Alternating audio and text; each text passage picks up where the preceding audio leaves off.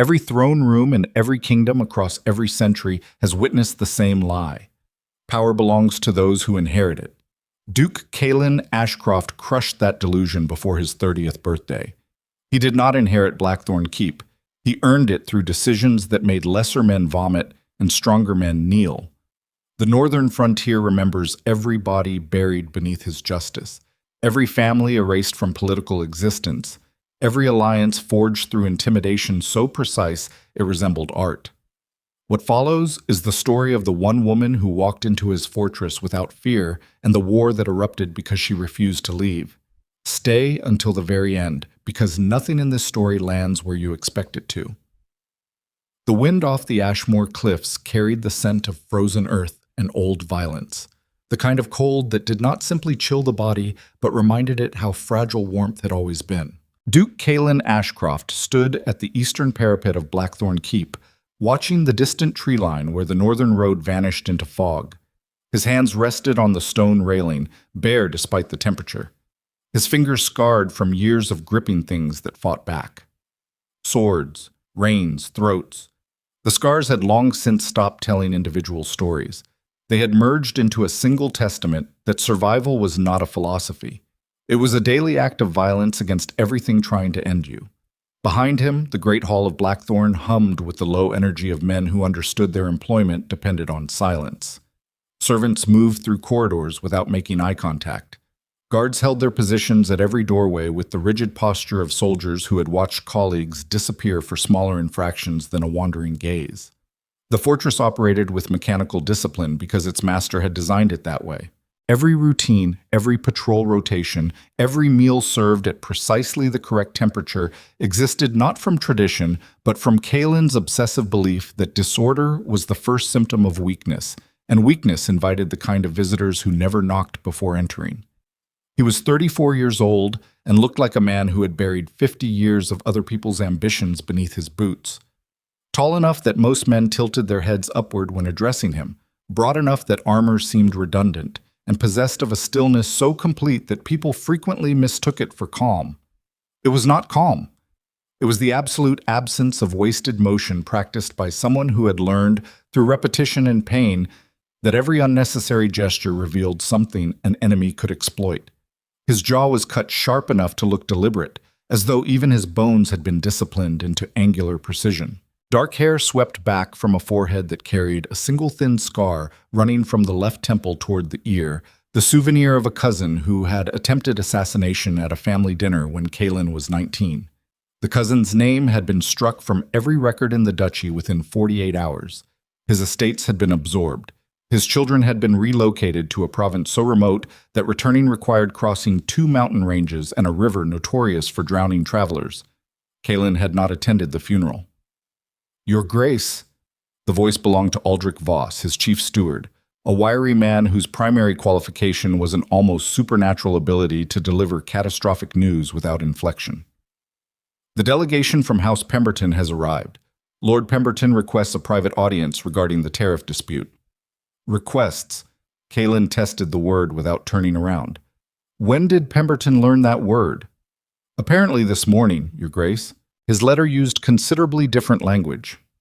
What language? "He wrote that he demands satisfaction and will not be dismissed like a common merchant." Kaelin exhaled through his nose. The sound was almost imperceptible, but Aldrich had served long enough to recognize it as the equivalent of a lesser man throwing furniture. "Show him to the East Study. Give him wine. The Thornfield Reserve, not the good one. Let him wait exactly 40 minutes. 40 minutes, Your Grace. If he complains about the wait, add 20. Aldrich bowed and retreated with the practiced efficiency of a man who understood that proximity to Kaelin Ashcroft was both the safest and most dangerous position in the kingdom, depending entirely on the hour. Alone again, Kaelin pressed his palms flat against the cold stone and let the temperature bite into his skin. Pain was useful. Not because he enjoyed it, but because it interrupted the machinery of his thoughts long enough to remind him that flesh existed beneath the title, beneath the decisions, beneath the reputation that preceded him into every room like an armed escort. People feared him, and he had cultivated that fear with the same deliberate care a farmer gave to crops, because fear was the only currency that never inflated. Respect could be faked. Loyalty could be purchased. Love could be weaponized. But genuine fear, the kind that made a man's hands tremble when he reached for his wine glass, that required no maintenance once properly installed. His father had taught him that. Not through words, because Edric Ashcroft had possessed the emotional vocabulary of a stone wall, but through example. The old Duke had trusted 3 people in his entire life. His wife, who poisoned his hunting dogs when she discovered his mistress. His brother, who forged documents attempting to seize the duchy during Edric's illness. And his firstborn son, whom he beat with mechanical regularity every Sunday evening because he believed suffering built the kind of spine that crowns required. Kaelin had learned the lesson his father intended, just not the one the old man imagined he was teaching. Trust was not a bridge between people. It was a loaded weapon you handed to someone while hoping they had the decency not to pull the trigger. Every person who had ever held that weapon in Kaelin's presence had eventually aimed it at his chest, so he stopped handing it out. The memory dissolved as movement on the northern road caught his attention. A trade caravan, probably, or another delegation from one of the lesser houses hoping to curry favor before the winter courts began. He turned from the parapet and walked inside, his boots striking the stone floor with the measured cadence of a man who had never once hurried toward anything. Hurrying suggested desperation, and desperation was fear wearing a different coat. 3 weeks earlier, on a night when the rain fell so heavily that the roads became rivers and the bridges groaned under the weight of water they were never designed to carry, Kaelin had been riding the northern perimeter with a reduced escort. Standard inspection, the kind of routine patrol he insisted on conducting personally because delegating security meant trusting someone else's eyes, and other people's eyes had a persistent habit of overlooking the things most likely to kill you. The storm had forced them toward the old stone bridge at Millhaven Crossing, a structure so ancient that no one alive remembered who had built it or why they had chosen such an exposed position spanning a gorge that turned into a death trap during heavy weather. The water below roared with the blind fury of something unchained, smashing against rocks that had been smoothed into weapons by centuries of identical punishment. Kaelin's captain, a seasoned soldier named Garrett, had recommended waiting out the worst of the downpour under the tree cover a quarter-mile back. Reasonable advice.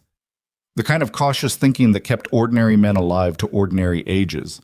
Kaelin had ignored it and pushed forward because retreating from weather felt like practice for retreating from enemies, and he did not believe in rehearsing failure. They reached the bridge just as a figure emerged from the curtain of rain on the opposite side. Small, drenched, moving with the urgent purpose of someone operating on adrenaline rather than logic. A woman, he realized, as lightning split the sky and illuminated her for a fractured second. She was dragging something. No, someone. A boy, maybe 12 or 13, his leg bent at an angle that announced fracture without requiring medical expertise. The woman had the boy's arm over her shoulder and was hauling him across the bridge with a determination that bordered on insanity, given that the stones beneath her feet were slick with rainwater, and the gorge below offered nothing but a fast and permanent education in gravity. "Hold," Kaelin commanded, raising his hand to stop the escort. Garrett pulled up beside him, squinting through the downpour. "Looks like a servant. One of the estate workers from the Pemberton holdings, maybe. The boy could be a stable hand." "I can see what they are. Should we assist, Your Grace?" Kaelin did not answer immediately. He watched. The woman stumbled, caught herself with a sound that the wind nearly stole, adjusted the boy's weight, and kept moving. The bridge swayed under the combined assault of rain, wind, and the rushing water that had begun to lap over its edges. Any rational person would have abandoned the boy, left him at the far bank, gone for help, returned with men and rope and the comfortable mathematics of shared risk. Instead, this woman had calculated the odds, understood them perfectly, and decided that the boy's life was worth gambling her own. Something shifted behind Kaelin's sternum. Not warmth. He did not traffic in warmth. Something more mechanical, a gear that had rusted into stillness years ago, suddenly catching the teeth of another gear and producing motion where none had existed. He did not name the feeling because naming things gave them power, and he had spent too many years ensuring that nothing invisible held power over him. "Help them across," he said. Garrett signaled 2 riders, who dismounted and waded onto the bridge.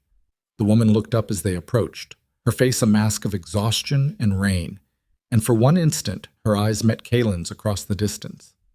She did not recognize him. That much was immediately clear. She saw armed men on horses and calculated whether they represented rescue or a different kind of danger. The assessment took less than 2 seconds, and Kaelin watched it happen with the appreciative eye of someone who understood threat evaluation as an art form. She was afraid, but she did not release the boy. Her grip tightened. "We serve the Duke," one of the riders called over the storm. "Let us take the boy." Her hesitation lasted exactly long enough to confirm she was weighing the claim against the evidence. Then she nodded and carefully transferred the boy's weight to the soldier's arms. The second rider offered her his hand. She took it, climbed onto the horse behind him, and they retreated across the bridge as the stones began to crack under the water's mounting assault. By the time they reached solid ground, Kaelin had already turned his horse away. He did not speak to the woman, did not offer his name, did not explain that the Duke of Blackthorn had watched her carry a broken child across a collapsing bridge in a storm, because she had decided, without audience or reward, that one life was worth another.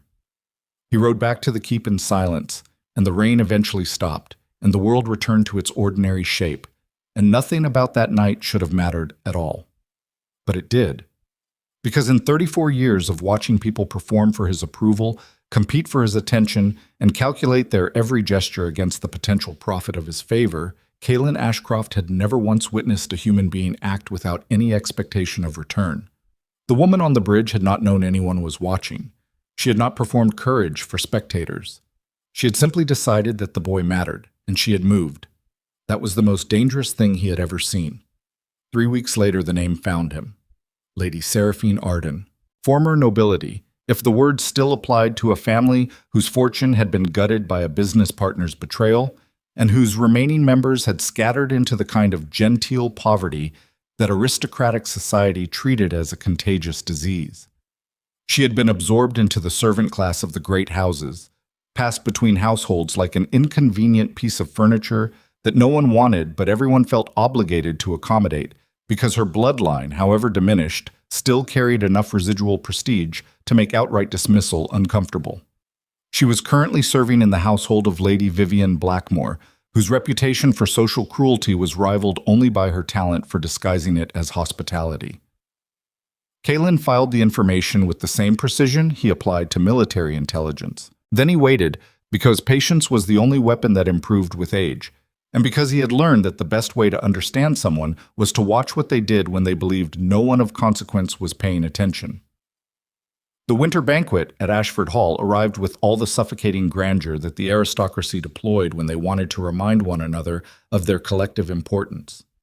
Crystal chandeliers threw fractured light across marble floors polished to a reflective sheen that turned every guest into a walking mirror of their own vanity. Tables groaned beneath silver platters of roasted game, imported fruits, and pastries constructed with architectural ambition. Musicians played from an elevated gallery, their melodies designed to create the illusion of effortless elegance, while the humans below conducted the far less elegant business of social warfare. Kaelin attended because absence would have generated speculation he found more annoying than the event itself. He stood near the northern wall with a glass of wine he had not tasted, watching the room the way a general watched a battlefield. Every cluster of conversation was a potential alliance or conspiracy. Every laugh was calibrated. Every compliment contained at least one concealed blade. He spotted Seraphine within the first 10 minutes.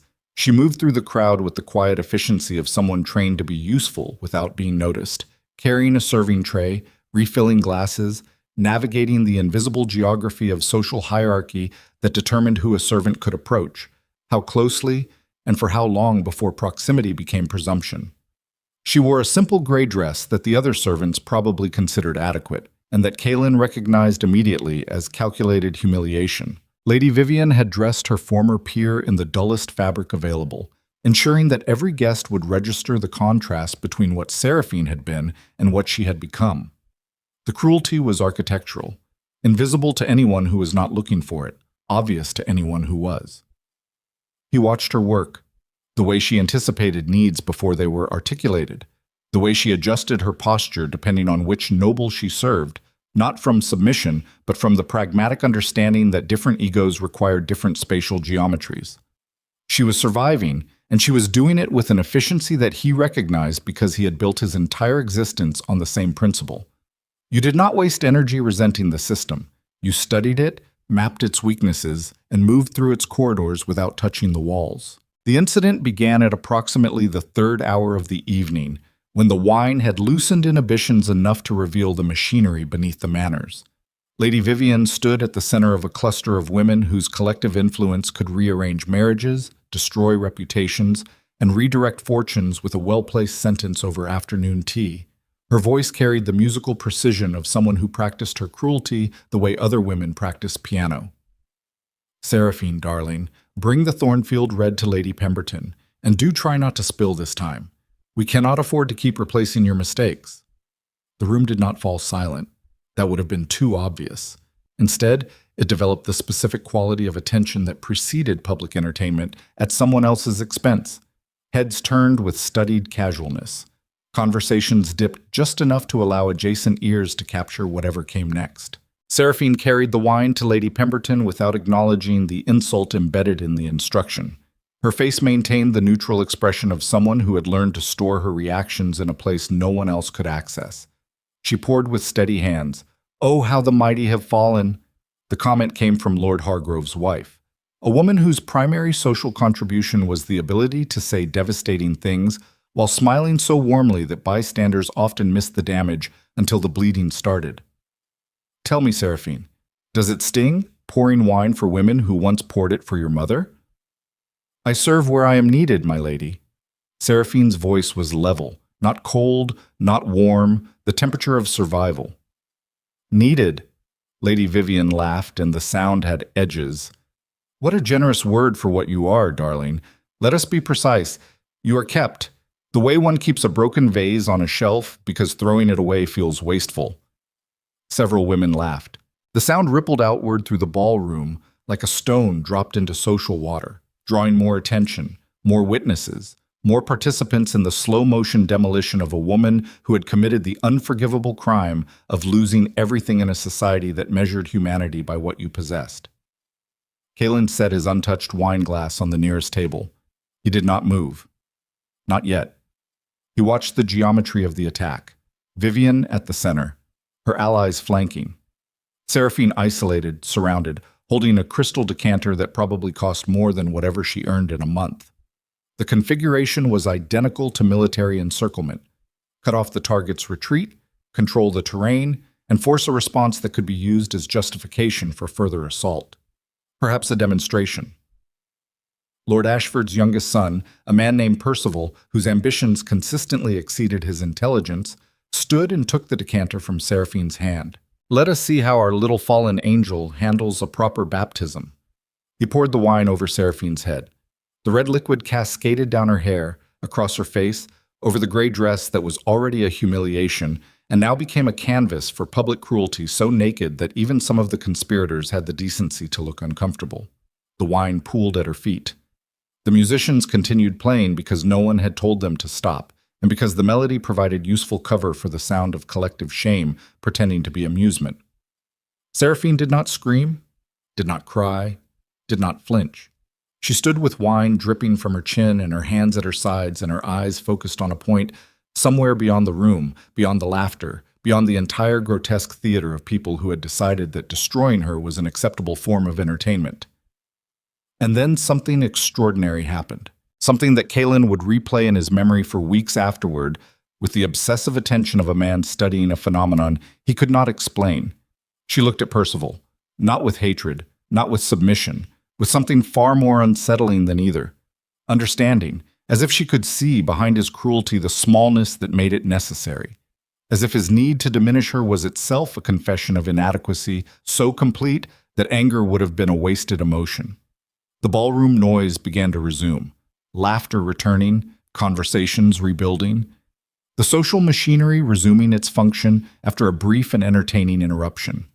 In 30 seconds, the incident would be absorbed into the evening's narrative as an amusing anecdote, retold over breakfast, embellished over lunch, and forgotten by dinner when newer cruelties demanded attention. Kalen Ashcroft walked forward. He did not rush. That was the first thing every witness would later remember. The Duke of Blackthorn crossed 40 feet of marble floor with the measured pace of a man who understood that urgency was a concession to the importance of the obstacle, and nothing in this room warranted his urgency. His boots echoed in the sudden, suffocating silence that descended like a blade. The musicians stopped, not because anyone instructed them, but because the instinct for self-preservation that governed every living creature in proximity to this man reached them before conscious thought could. He stopped 3 feet from Percival Ashford. "Give me your hand." Percival blinked, wine still glistened on his fingertips.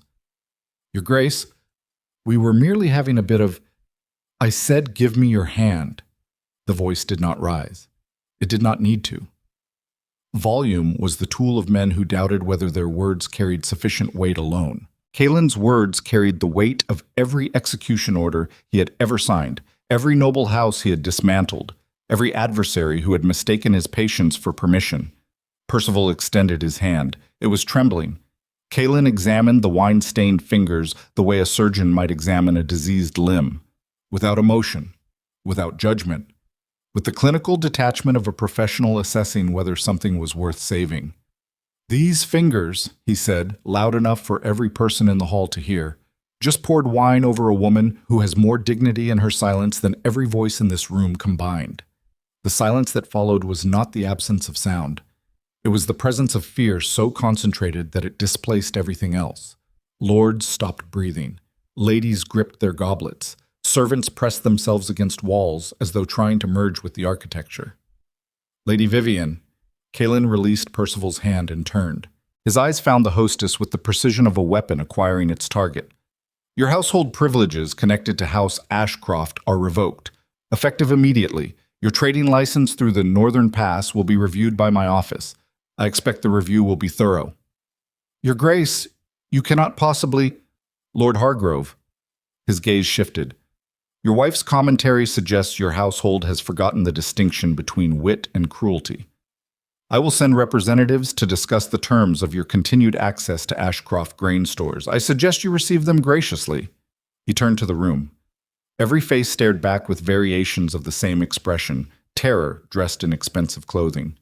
"Let me be extraordinarily clear." His voice filled the hall without effort, the way water fills a vessel, completely and without gaps. "The woman standing behind me saved a child's life 3 weeks ago on a bridge that was collapsing beneath her. She asked for nothing, expected nothing, was seen by no one she intended to impress. That is character. What I have witnessed tonight is the absence of it, and I do not tolerate absence in any form." He turned to Seraphine. Wine still dripped from her hair. Her gray dress was stained dark. She looked at him with those same eyes that had assessed his riders on the bridge, measuring whether what stood before her was rescue or a different species of danger. "Lady Seraphine, you will come with me." It was not a request, not an invitation. It was a statement of fact delivered by a man who understood that the difference between those 3 things was determined entirely by who was speaking. She held his gaze for 3 full seconds, the longest 3 seconds anyone in that room had ever experienced, because no one held Kaelin Ashcroft's gaze. No one weighed his commands against their own judgment before responding. No one treated his authority as something that required evaluation rather than immediate compliance. "And if I choose not to—" Her voice was quiet, steady. The voice of a woman who had already lost everything the world considered worth losing and therefore possessed the terrifying freedom of someone with nothing left to protect. Something moved behind Kaelin's eyes. Not anger, not amusement. Recognition. The same gear that had shifted on the bridge turned again, catching, grinding against the rust of years, producing a sensation he had no name for and no intention of naming. "Then you will be the first person in the history of this duchy to refuse me without consequence." She studied him for 1 more second. Then she nodded, not in submission, but in the way a chess player acknowledges that the next move on the board is worth making. They walked out of Ashford Hall together, through the grand doors, past the guards who snapped to attention, into the cold night air where the carriages waited in rows and the horses stamped against the frozen ground. Behind them, the silence held. No one moved. No one spoke. No one breathed until the Duke's carriage had disappeared down the torchlit road toward Blackthorn Keep. Inside the carriage, the darkness was almost complete. Two small lanterns swung from brass hooks, throwing unsteady light across leather seats and velvet curtains drawn tight against the December air. Seraphine sat across from Kaelin, her wine-soaked dress leaving dark stains on the upholstery that neither of them acknowledged. "You are not what they say." She spoke first, which surprised him, though he did not show it. "What do they say?" "That you are a monster who wears the title of Duke the way other men wear armor, to hide what is underneath." "And what do you believe is underneath?" She tilted her head, studying him with the same analytical precision he was accustomed to deploying, not receiving. A man who watched a woman carry a child across a bridge in a storm and remembered it 3 weeks later. Monsters do not remember strangers. "You would be surprised what monsters remember, Lady Seraphine." "I would be surprised by very little at this point, Your Grace." The carriage rocked over a rough patch of road. The lantern swung. Shadows traded places across their faces, creating and destroying expressions in alternating fragments of light and darkness. "Tomorrow," Kaelin said, "every family in that room will begin conspiring against you. They will say you seduced me, manipulated me, used witchcraft, political blackmail, or some combination designed to explain why the Duke of Blackthorn defended a fallen woman in front of the entire aristocracy." "I know. You know." He repeated it, not a question, a measurement of the distance between the response he expected and the one she delivered. "I have lived among these people for 2 years, Your Grace. I have poured their wine, folded their linens, and listened to their conversations through walls they assumed were thick enough to contain their secrets. I know exactly what they will do. The question that interests me is why you did what you did tonight, knowing the same thing." Kaelin looked at her. The lantern light caught the wine still drying in her hair, turning it the color of old blood. She should have looked broken, humiliated, grateful. Instead, she looked like someone conducting an interrogation from a position of structural disadvantage and winning anyway. "Because I'm tired," he said, and the honesty of it shocked him more than it shocked her, "of watching people destroy the only things worth preserving." Seraphine said nothing for a long time. The carriage rolled through the darkness toward Blackthorn Keep, and the road narrowed, and the trees pressed closer, and the world outside became the kind of black that existed before anyone invented fire to push it back. "You should know something," she said finally. "I will not be kept, not by Lady Vivian, not by the aristocracy, and not by you, regardless of what you did tonight. I have been a possession before. I did not survive it by becoming comfortable."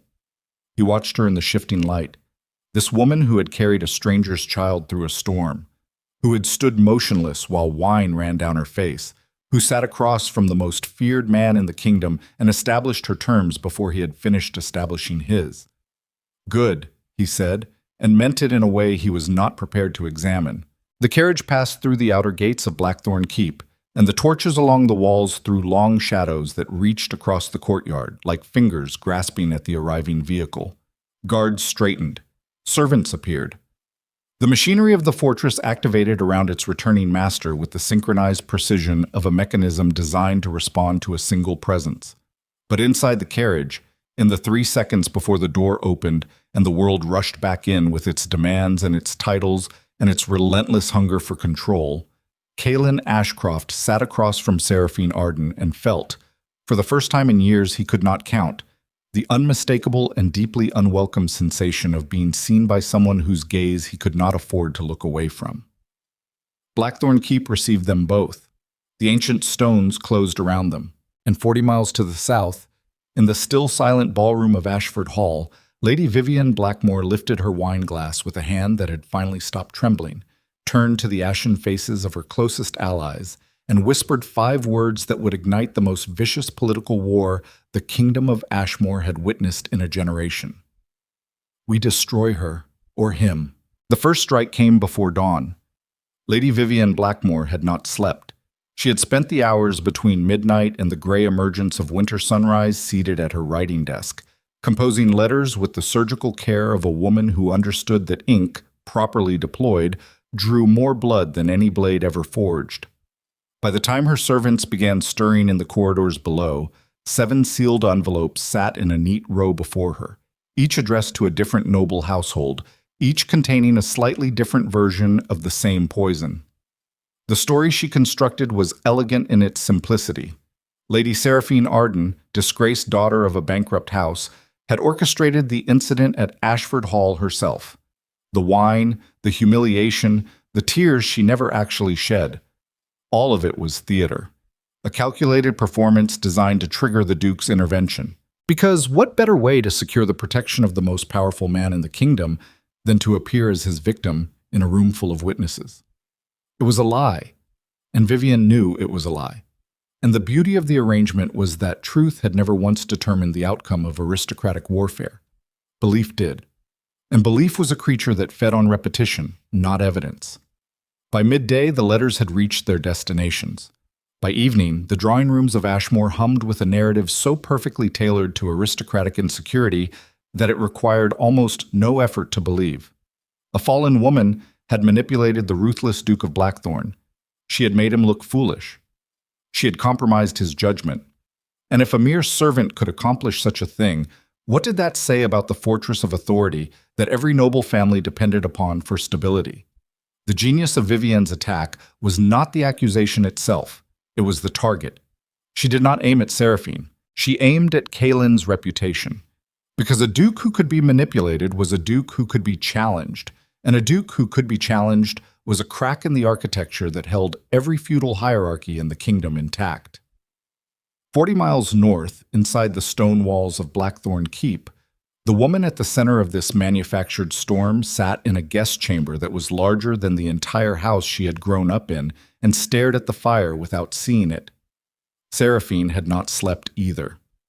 The room was absurd in its luxury, carved oak furniture polished to a dark sheen, tapestries depicting hunting scenes that covered walls thick enough to absorb cannon fire, a bed with 4 posts and curtains heavy enough to block not just light, but the passage of time itself. Everything in this chamber had been designed to communicate one message. You are inside the most powerful household in the north, and the man who runs it has decided you belong here. That was precisely the problem. She had survived the collapse of House Arden by refusing to belong anywhere. Belonging required trust, and trust required handing someone the ability to define the terms of your existence. Her father had trusted his business partner. Her mother had trusted the social safety net of aristocratic sympathy. Her brother had trusted that their family name alone would shield them from financial ruin. Every single one of those trusts had detonated with the precision of charges laid by a demolition expert, and Seraphine had walked out of the rubble carrying nothing but the one thing no one could take from her: the ability to endure without permission. Now, a duke had placed her inside a fortress and called it protection, and every instinct she had cultivated through 2 years of humiliation told her that protection offered by powerful men was just another word for ownership with better furniture. A knock at the door interrupted her inventory of concerns. Lady Seraphine. The voice belonged to Aldrich Voss. His Grace requests your presence in the East Study. Requests. She noted the word and the careful neutrality of the steward's tone and understood immediately that in this household requests from the Duke carried the same structural properties as commands issued by lesser men. The only difference was the packaging. She stood, smoothed the dress that had been provided for her, deep blue, tailored, conspicuously expensive, and followed Aldrich through corridors that smelled of cold stone and burning pine.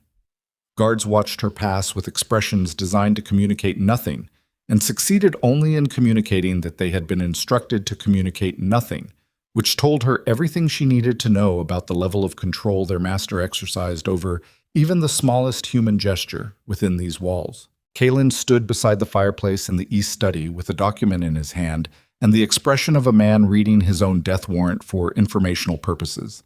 He looked up when she entered, and the assessment was immediate and total. His eyes moved from her face to her posture to her hands, and back to her face in under 2 seconds, cataloging every detail, the way a military commander surveyed terrain before deciding whether to advance or fortify. You did not sleep, he said. Neither did you. I do not sleep as a matter of principle.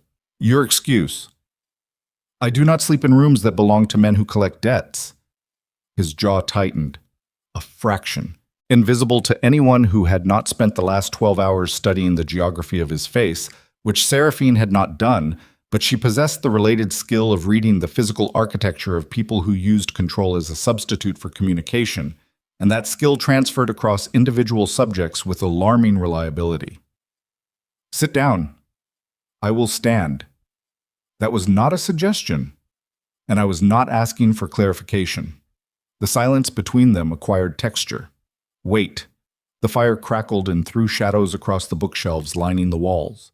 Volumes bound in leather and organized with the compulsive precision of a man who believed that disorder in any form was a symptom of weakness. Kalen set the document on his desk and turned to face her fully, and the motion contained the controlled energy of someone who was accustomed to having his spatial decisions accepted as territorial claims. "The Blackmore woman has begun her campaign." His voice carried no inflection, information delivered with the temperature of arithmetic. 7 houses received letters this morning. The accusation is that you engineered last night's incident to manipulate my response. By tomorrow, the Royal Council will have heard some version of the same story. By the end of the week, there will be calls for a formal inquiry. I am aware of how this works. Are you? I lived inside Lady Vivian's household for 8 months. I watched her destroy 4 people during that time. A governess who spoke too freely. A lesser noble's daughter who attracted the attention of a man Vivian wanted for herself. A merchant who refused to extend credit beyond reasonable terms. And a minister's wife whose only crime was wearing a more flattering dress to the autumn ball.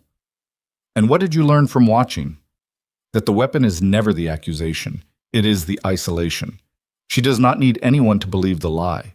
She needs them to be afraid of what happens if they publicly disbelieve it. Kalen studied her. The fire shifted. A log broke in half and sent a column of sparks upward into the chimney with a sound like small bones snapping. He had expected gratitude, or fear, or at minimum the performative composure of someone trying to appear braver than they felt.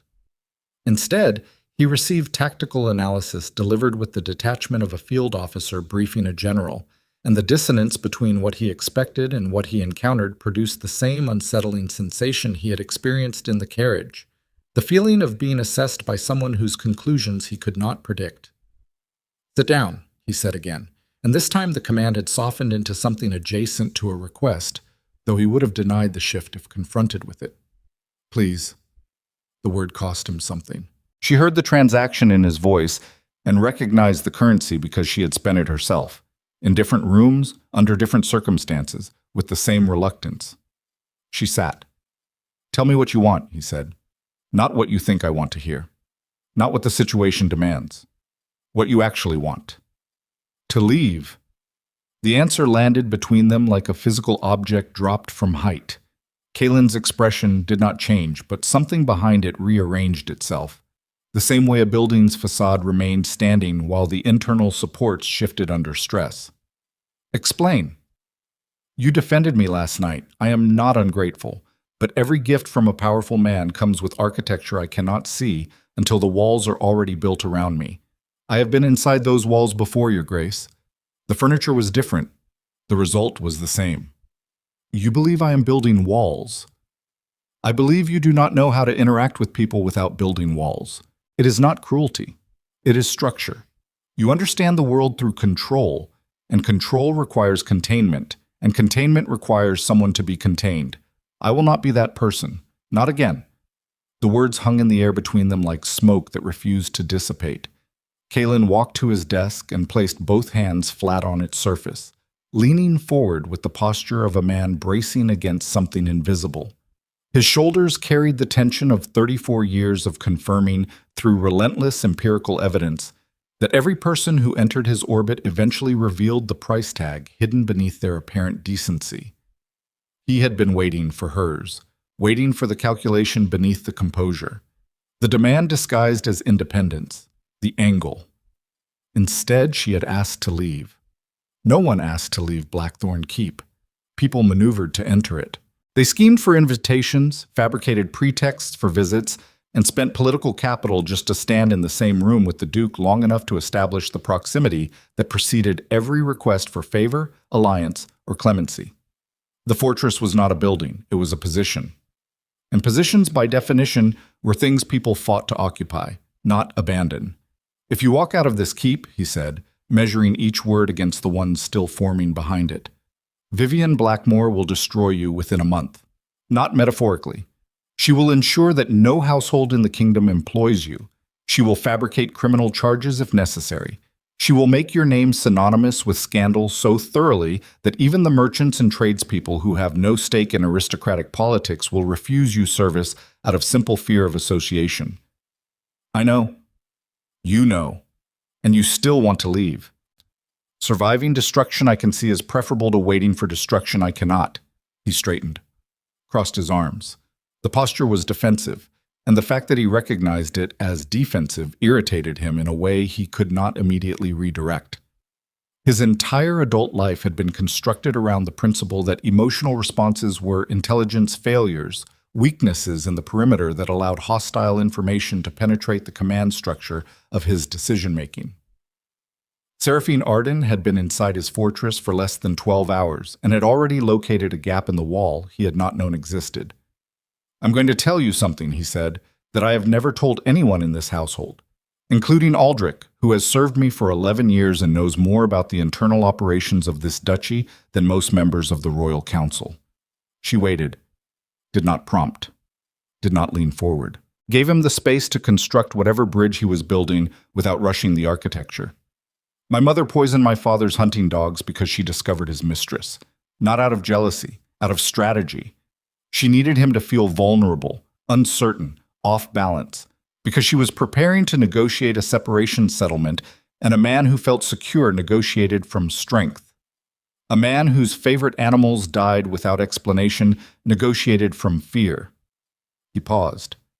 The fire filled the silence with the sound of wood surrendering to heat.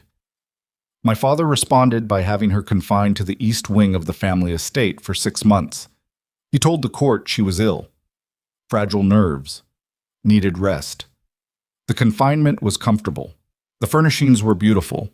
She had access to gardens, libraries, music, everything a reasonable person might consider adequate for a pleasant life. And every single day of those 6 months, she understood that the comfort was the prison. That luxury was the wall. That the difference between a guest chamber and a cell was determined entirely by whether the door locked from the inside or the outside." He looked at her, directly, without the layered defenses of authority and title and calculated distance. "I am not my father." "How would I know that?" "You would not. That is precisely the point. I am asking you to stay, Lady Seraphine, not as a possession, not as a guest whose departure requires permission. The door locks from the inside. It has always locked from the inside, whether you believe that is a decision only you can make, and I will not make it for you." The silence that followed was the most expensive silence Kaelin Ashcroft had ever purchased. Every second of it cost him something he had spent decades accumulating. Certainty. The absolute, unreachable, fortress-grade certainty that vulnerability was a tactical error committed by people who could not afford better defenses. He had just opened a door he did not know how to close, and the woman sitting across from him held the only key, and the fact that she knew it and he knew it, and neither of them was pretending otherwise, made the moment feel less like a conversation and more like two people standing on opposite sides of a fault line, waiting to see which direction the ground would break. "I will stay," she said. "For now, under my own terms, which I will define, not negotiate." "Name them."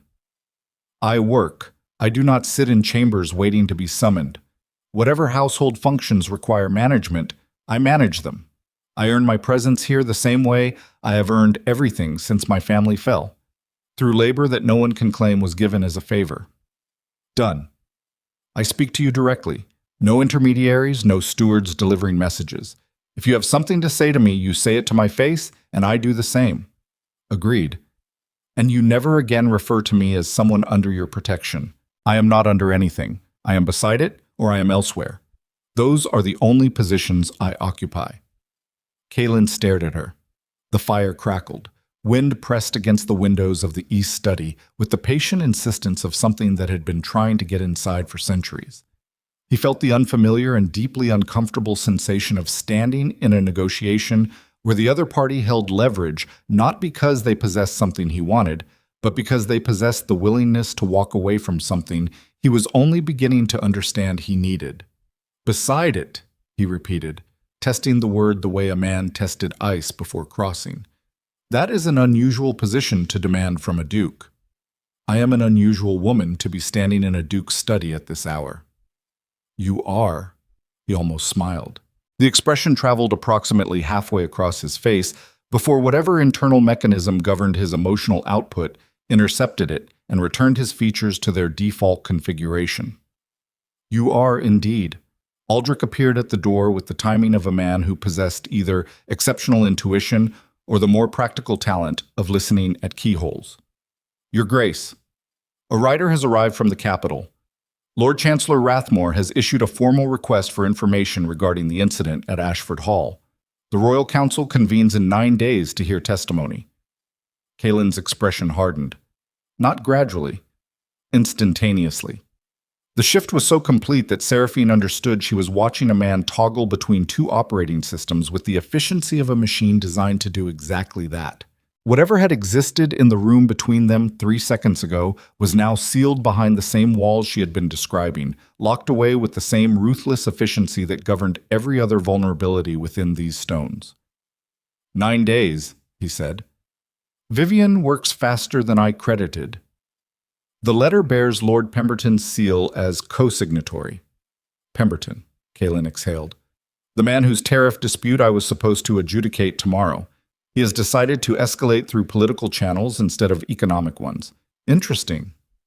Shall I prepare a response, Your Grace? No, prepare the Great Hall. I want every record of House Ashcroft's agreements with the Blackmore, Pemberton, Ashford, and Hargrove families delivered to my desk by morning. Trade licenses, land grants, military obligations. Every document bearing my family's seal for the last 40 years. Your Grace? And Aldrich, send word to Garrett. I want the garrison at full readiness. Not because I expect military confrontation. Because I want every noble in the kingdom to know that I do not prepare for confrontation. I exist in a permanent state of it. Aldrich bowed and disappeared. The door closed. The room contracted around the two of them again, but the atmosphere had changed.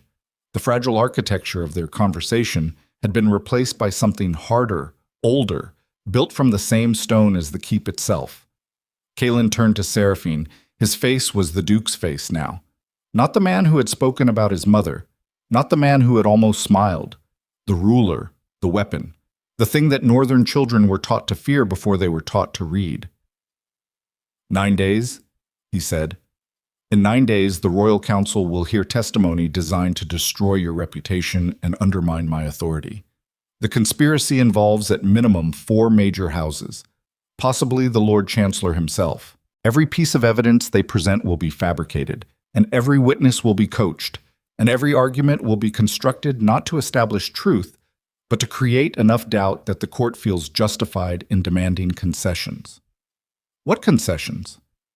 They will want me to renounce my association with you publicly, frame last night as an error of judgment, apologize to the families I sanctioned, restore their privileges, accept a reduction in my territorial authority as a demonstration of good faith.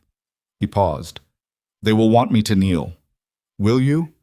He looked at her with an expression that made the temperature of the room drop by several degrees through sheer force of personality.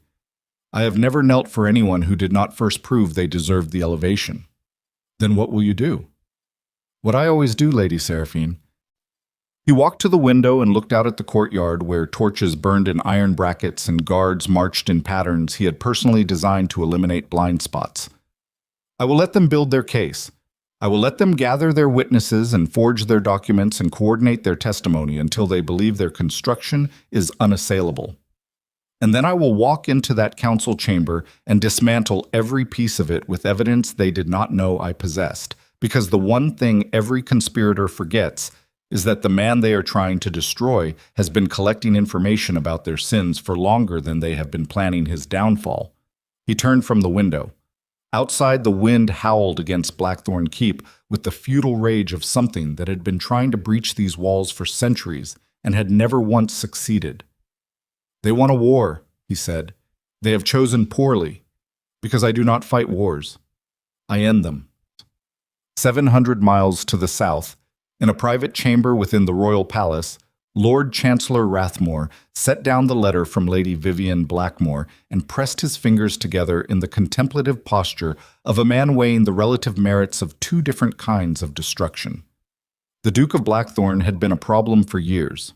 Too powerful, too independent, too willing to operate outside the informal agreements that kept the aristocracy functioning as a cooperative enterprise rather than a collection of armed fiefdoms.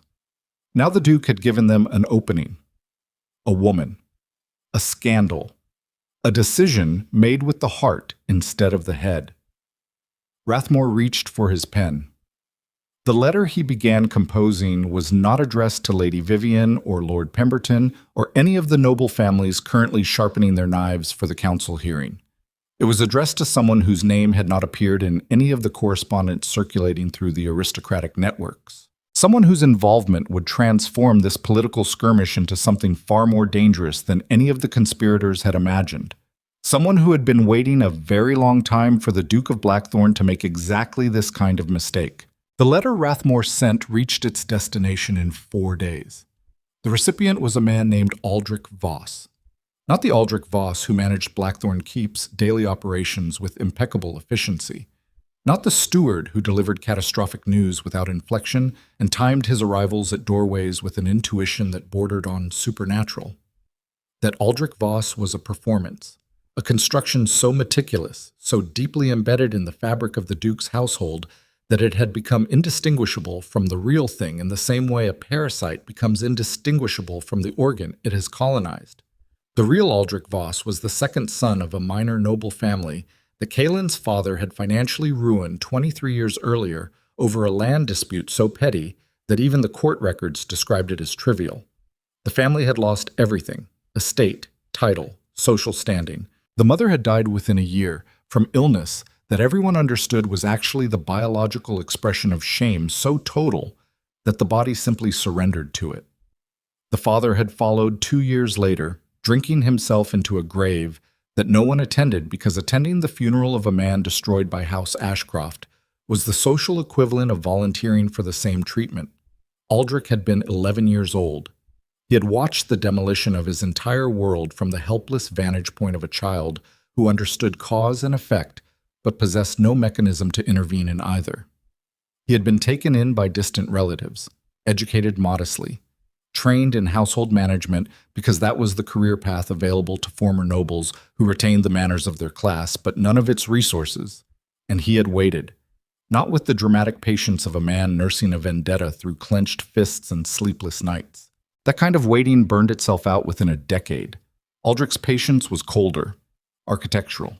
He had built a persona the way an engineer builds a bridge, calculating the load each component needed to bear, stress testing every joint, ensuring that the structure could support not just the weight of daily performance, but the accumulated pressure of years spent serving the son of the man who had destroyed his family while smiling at precisely the right moments, and never once allowing the smile to contain anything that might register as counterfeit.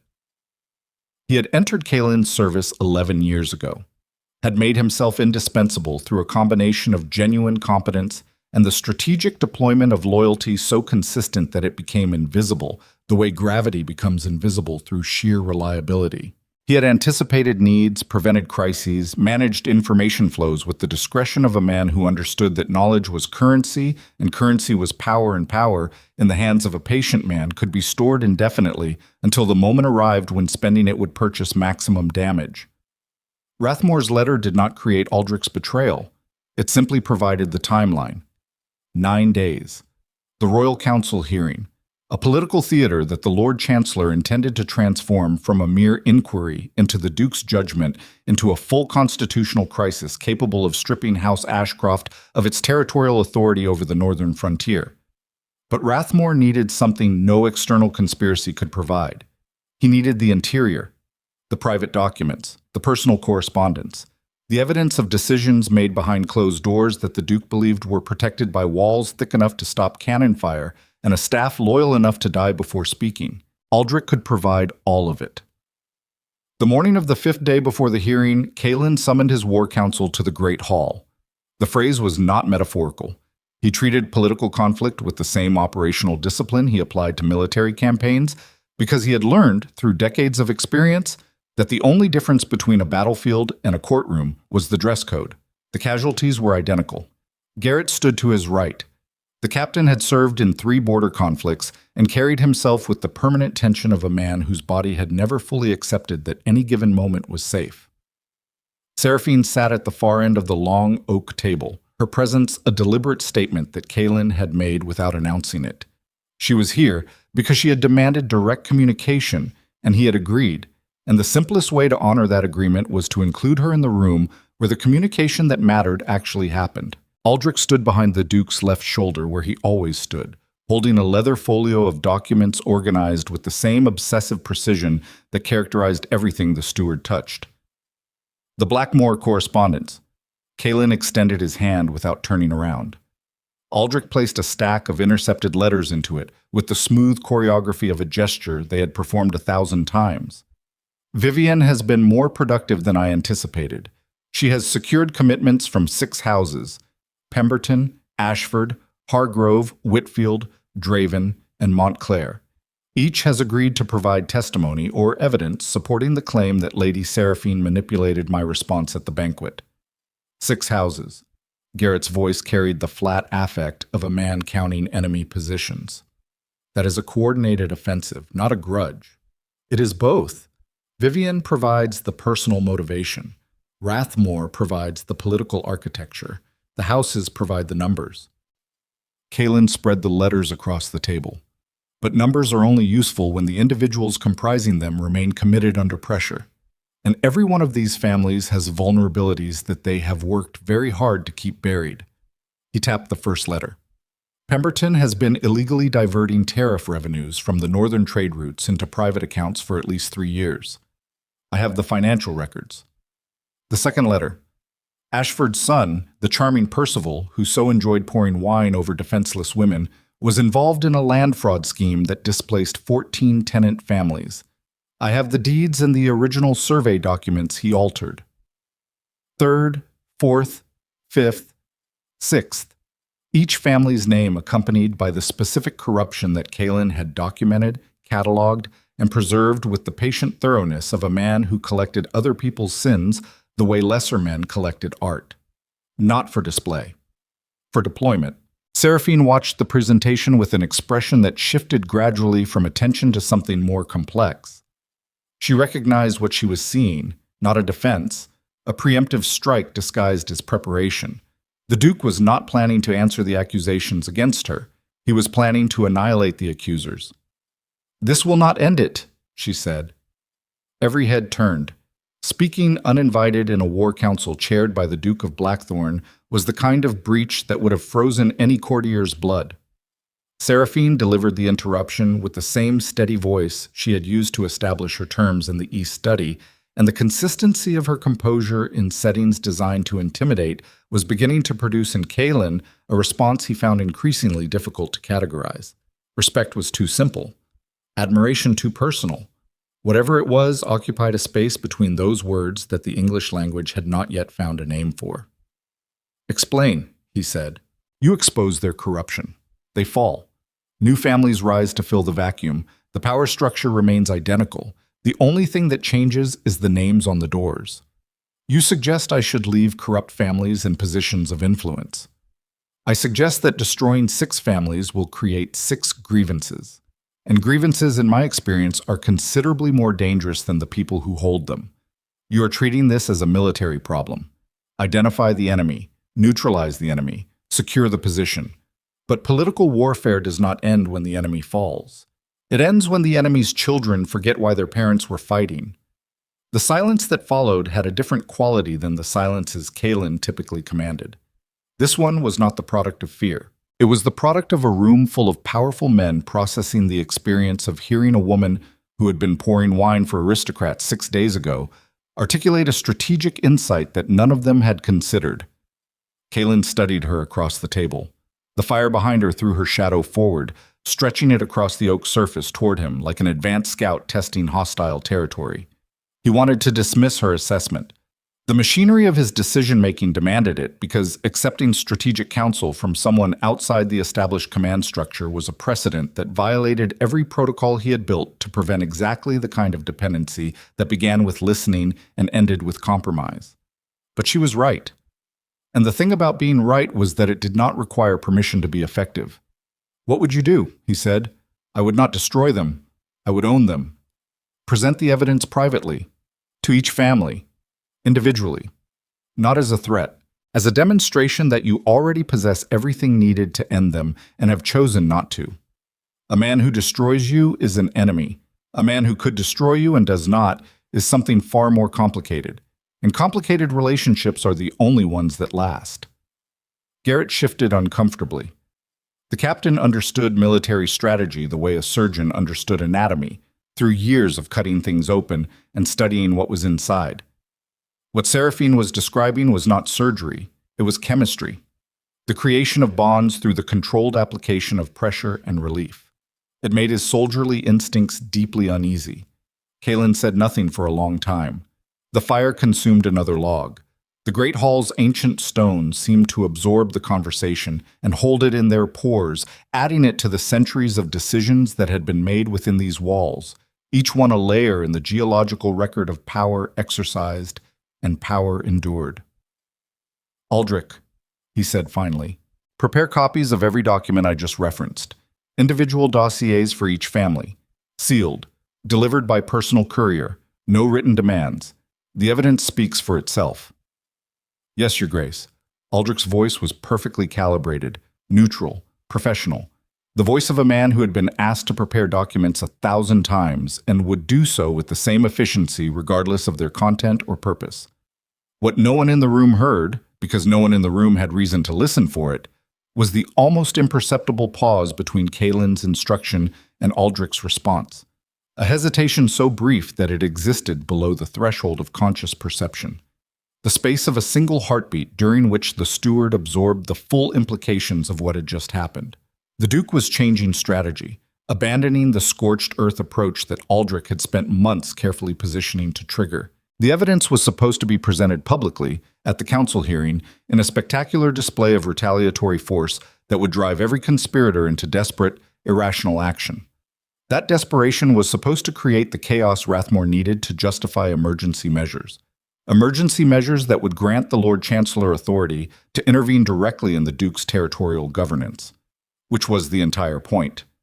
And the woman had just dismantled it with a single observation delivered over a table she had no official standing to sit at. Aldrich adjusted. This was what separated genuine infiltration from amateur revenge. Amateurs committed to a plan and collapsed when the plan changed. Professionals committed to an outcome and rebuilt the architecture around every obstacle. The dossiers would be prepared exactly as instructed, delivered exactly as specified. But the copies Aldrich would make for himself, the originals he would retain, the correspondence he would quietly redirect before it reached its intended recipients, those adjustments would happen in the spaces between official actions, in the margins of authorized behavior, in the gap between what the Duke commanded and what the Duke's most trusted servant actually executed. 2 days before the hearing, the first crack appeared. Kalen discovered it at 3 a.m, which was not unusual because he maintained the sleeping patterns of a man who treated unconsciousness as a security vulnerability. He was reviewing financial records in the East Study when a discrepancy surfaced in the Pemberton tariff documents. A single entry. A transfer of funds dated 6 months earlier that appeared in his records but did not match the corresponding entry in the Duchy's master ledger. He pulled the master ledger. Cross-referenced. Found another discrepancy. Pulled a third document. Found a third. By dawn, he had identified 17 alterations to the Duchy's financial records spanning the last 4 years. Each alteration was small enough to be invisible in isolation. Collectively, they painted a picture of systematic financial manipulation so precise that it could only have been conducted by someone with unrestricted access to every document in the keep, someone who understood the filing system because he had designed it. Kalen sat at his desk in the gray morning light and felt something move through his body that was neither anger nor shock, but something more fundamental. A seismic event occurring deep below the surface of his composure, in the substrata where the foundational assumptions of his existence were stored. He had built Blackthorn Keep into the most secure fortress in the kingdom. He had designed its protocols, vetted its personnel, controlled its information flows with the paranoid meticulousness of a man who understood that the distance between safety and destruction was measured in the quality of the people you allowed inside the walls. And the walls had been breached from within. His hands were steady. That was the first thing he verified, because trembling would have confirmed something he was not prepared to confirm. He turned them over and examined them in the early light, the way he had examined Percival Ashford's wine-stained fingers at the banquet, with clinical detachment, looking for evidence of structural failure. The scars were still there, the evidence of a lifetime spent gripping things that fought back. But beneath the scars, in the tissue and bone, and the invisible architecture of nerve and tendon, something had shifted. The certainty that had been as constant as his heartbeat, the absolute conviction that his judgment about people was the one fortress that would never fall, had developed a fracture. He did not summon Aldrich. That absence of action was itself a decision more significant than anything he had done in years. Instead, he summoned Garrett. The captain arrived in minutes, his face carrying the alert tension of a man who understood that being called to the Duke's study before sunrise meant something had gone wrong at a level that required military thinking. "Close the door," Kalen said. "What I am about to tell you does not leave this room, not to your officers, not to the household staff, not to anyone whose loyalty has not been tested by something more reliable than time served." Garrett closed the door, stood at attention, waited. "Someone inside this keep has been altering our financial records. The modifications are expert, systematic, designed to create discrepancies that would surface under exactly the kind of scrutiny that a Royal Council investigation would mandate." Garrett's jaw tightened. "How many people have access to those records?" "3. Myself, the senior clerk, and Aldrich." The name landed in the room with the concussive force of an artillery round striking a building everyone had believed was indestructible. Garrett's face underwent a transformation that Kalen watched with the exhausted attention of a man confirming a diagnosis he had already made. "The clerk," Garrett said. Not a question. A plea. The plea of a soldier who needed the enemy to be anyone other than the man standing 3 feet from the commander every hour of every day. "The clerk does not have access to the master ledger, only the subsidiary records. The alterations span both systems. There is only one person besides myself who controls both." Garrett breathed.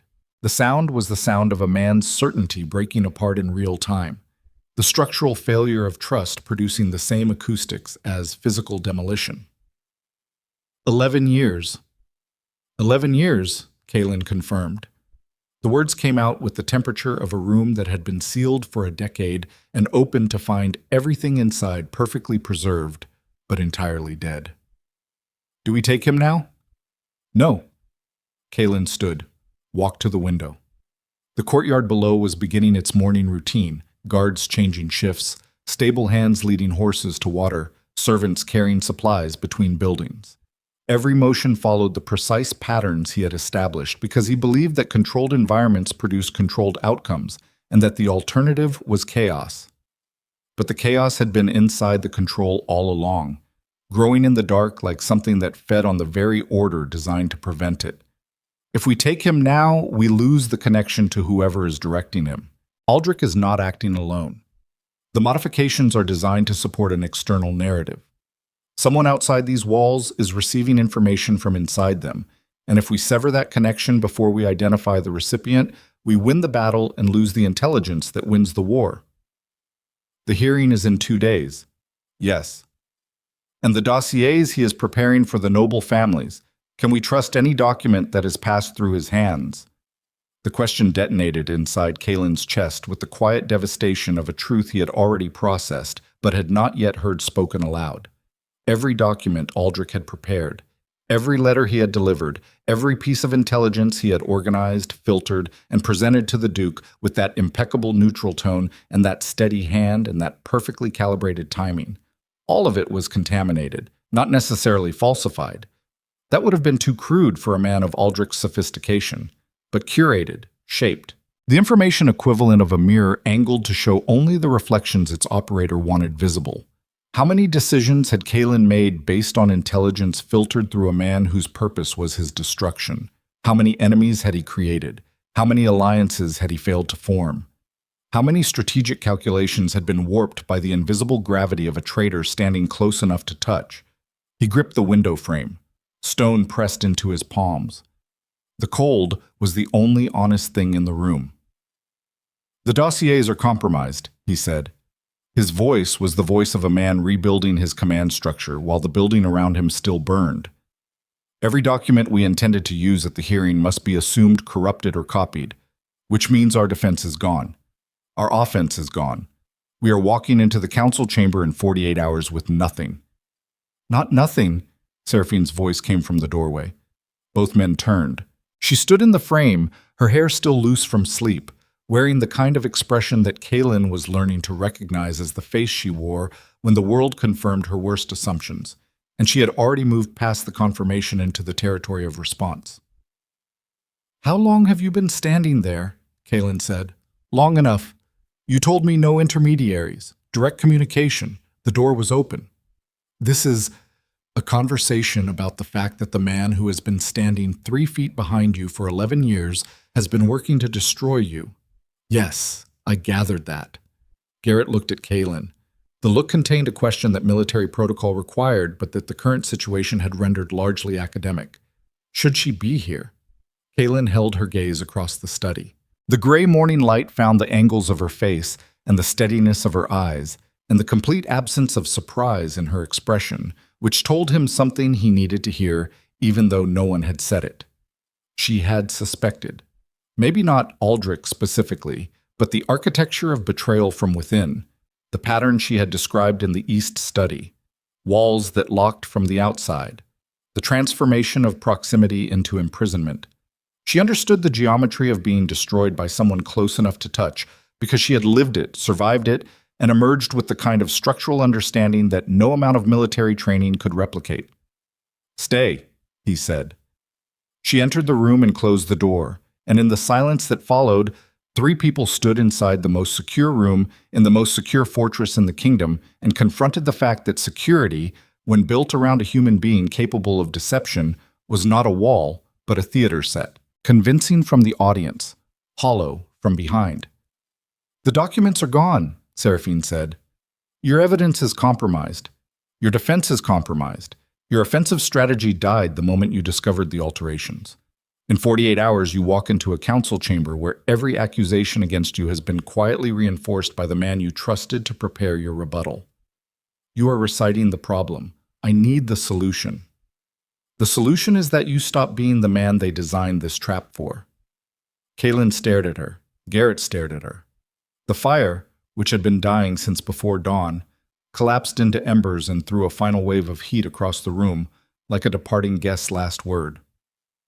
"Every strategy your enemies have prepared," Seraphine said, "is built around the Duke of Blackthorn they know.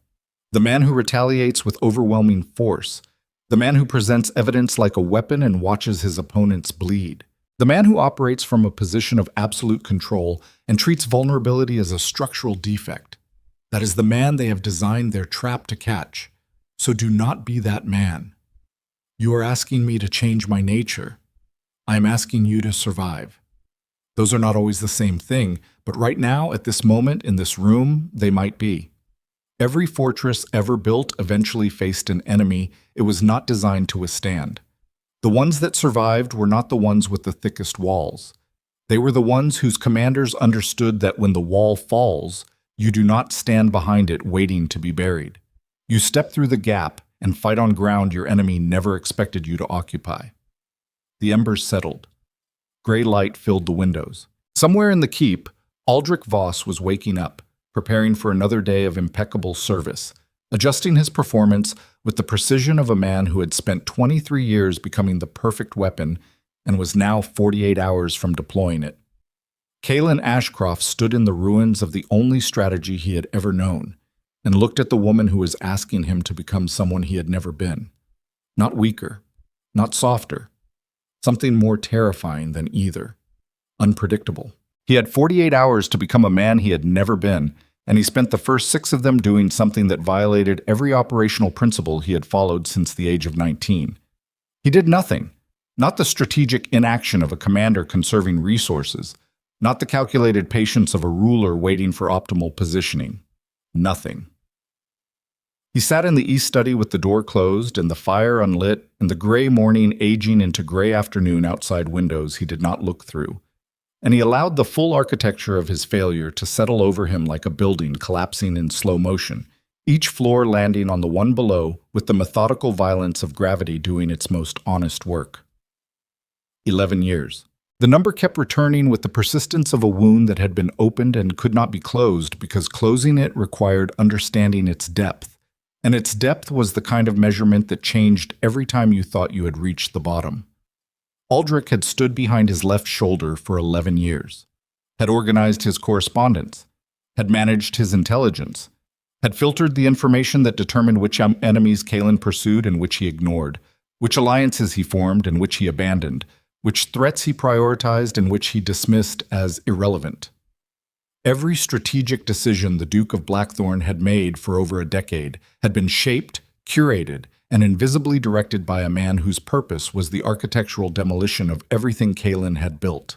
The questions multiplied in the silence. Had the Pemberton tariff dispute been genuine, or had Aldrich amplified it to create a convenient distraction at precisely the moment Vivian needed one? Had the intercepted Blackmore correspondence been authentic, or had the steward allowed certain letters through while diverting others to create an incomplete picture that would lead Kalen toward exactly the overreaction his enemies required? How many of the intelligence reports that had guided Kalen's treatment of minor noble houses over the past decade had been subtly altered to manufacture enemies where none existed, creating the isolation that made this moment possible? A man built himself from the materials available: stone, steel, information, judgment. Remove one, and the others compensated. Remove the foundation beneath all 4, and what remained was not a man but a memory of one, standing in the shape of something that used to exist. Kalen pressed his palms against the desk. The wood was old, scarred. It had been his father's desk, and his grandfather's before that, and the surface bore the marks of generations of Ashcroft men making decisions that determined whether other people lived or died, or simply continued existing in the diminished state that power imposed on everyone within its radius. He had always drawn strength from that continuity. The knowledge that his authority was not invented but inherited, maintained, defended through an unbroken chain of men who understood that the alternative to control was destruction. Now the chain had a link made of air. 11 years of air, shaped and painted to look like iron but containing nothing inside, and the weight of everything that hung from it had been suspended over empty space the entire time. Seraphine found him at dusk. She did not knock. The door was closed but not locked, and she had established on her first night that closed doors were suggestions she evaluated on their merits rather than commands she obeyed on principle. She entered the study and registered the unlit fire, the untouched food tray Aldrich had left outside the door that morning, and the posture of a man who had been sitting in the same position long enough that his body had begun conforming to the furniture rather than the reverse. "You are grieving," she said. "I am strategizing." "You are grieving. I know what strategizing looks like. I watched you do it 2 days ago. Your eyes move, your hands rearrange documents, your jaw works through calculations the way other men chew food. Right now you are sitting in the dark with your palms flat on a desk and your eyes fixed on a wall you are not seeing. That is grief." "I do not grieve." "Everyone grieves. The only variable is what they are willing to grieve for. Most men grieve the loss of people. You are grieving the loss of certainty, which is worse, because people can be replaced. Certainty cannot." He looked at her.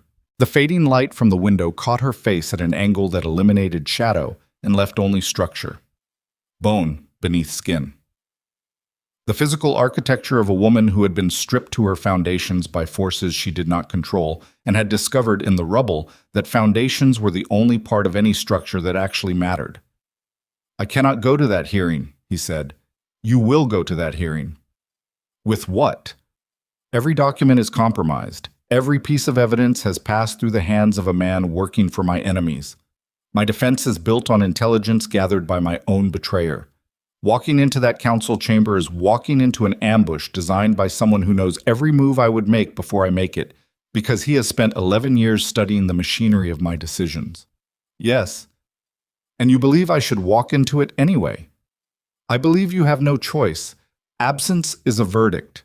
If the Duke of Blackthorn fails to appear before the royal council, every house in the kingdom will interpret it as confirmation of guilt, capitulation to pressure, or both. Your enemies will fill the silence with whatever narrative serves them. The hearing happens whether you attend or not. The only question is whether the story is told by you or about you. She crossed the room and knelt beside the fireplace. He watched her arrange kindling with the practiced efficiency of someone who had built fires in other people's houses for 2 years, performing labor that no one with her intelligence and background should have been reduced to, and doing it with the focus of a person who had decided that the dignity of a task was determined by the person performing it rather than the task itself. She struck the flint. The spark caught. Flame spread through the kindling with the eager hunger of something that had been waiting for permission to exist. "Let me tell you what I know about being destroyed by someone you trusted," she said, her back still to him, her voice directed at the growing fire rather than the man behind her.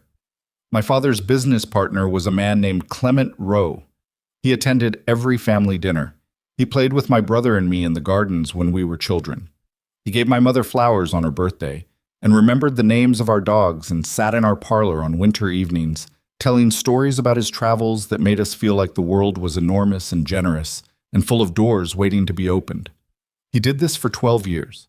And during those 12 years, he was methodically diverting our family's assets into holding companies he controlled, forging my father's signature on transfer documents, and building relationships with our creditors that ensured when the collapse came, every penny of debt would be called in simultaneously with no warning and no possibility of negotiation." She turned from the fire. Her face was lit from below, shadows climbing upward, reversing the normal geography of light and dark. "When I found out, I did exactly what you are doing now. I sat in a dark room and inventoried every meal he had shared with us, every kindness he had performed, every moment of apparent decency, searching for the seam, the place where the real man ended and the performance began. And I never found it. Because the seam does not exist. The performance was the man. He was not hiding behind a mask. The mask was all there was. And the reason that knowledge nearly destroyed me was not the betrayal itself. It was the realization that my ability to judge character, the one thing I believed would protect me no matter what else I lost, was not a wall. It was a window. And windows let in whatever is outside, regardless of what you want to see. She stood, brushed her hands on her dress, faced him with the firelight behind her, and the composure of a woman delivering a field report from territory she had already crossed. "You will survive this. Not because you are stronger than the betrayal, because you are still here, in this room, with your hands on this desk and your mind turning over the problem, even while you tell yourself you have stopped. Men who are truly broken do not sit in the dark analyzing the mechanics of their destruction. They sit in the dark and stop thinking entirely. You have not stopped. You will not stop. And that is not courage or stubbornness or any of the other words people use to decorate the simple biological fact that some organisms, when cut, do not bleed out. They clot. They scar. And the scar tissue is always harder than what it replaced." Kalen looked at her across the study that his father had used to make decisions, and his grandfather had used before that, and every Ashcroft man had occupied when the weight of the duchy pressed down hard enough to test the structural limits of whoever sat in this chair. He looked at her, and for the first time since discovering the 17 alterations in his financial records, he felt the machinery of his thinking re-engage.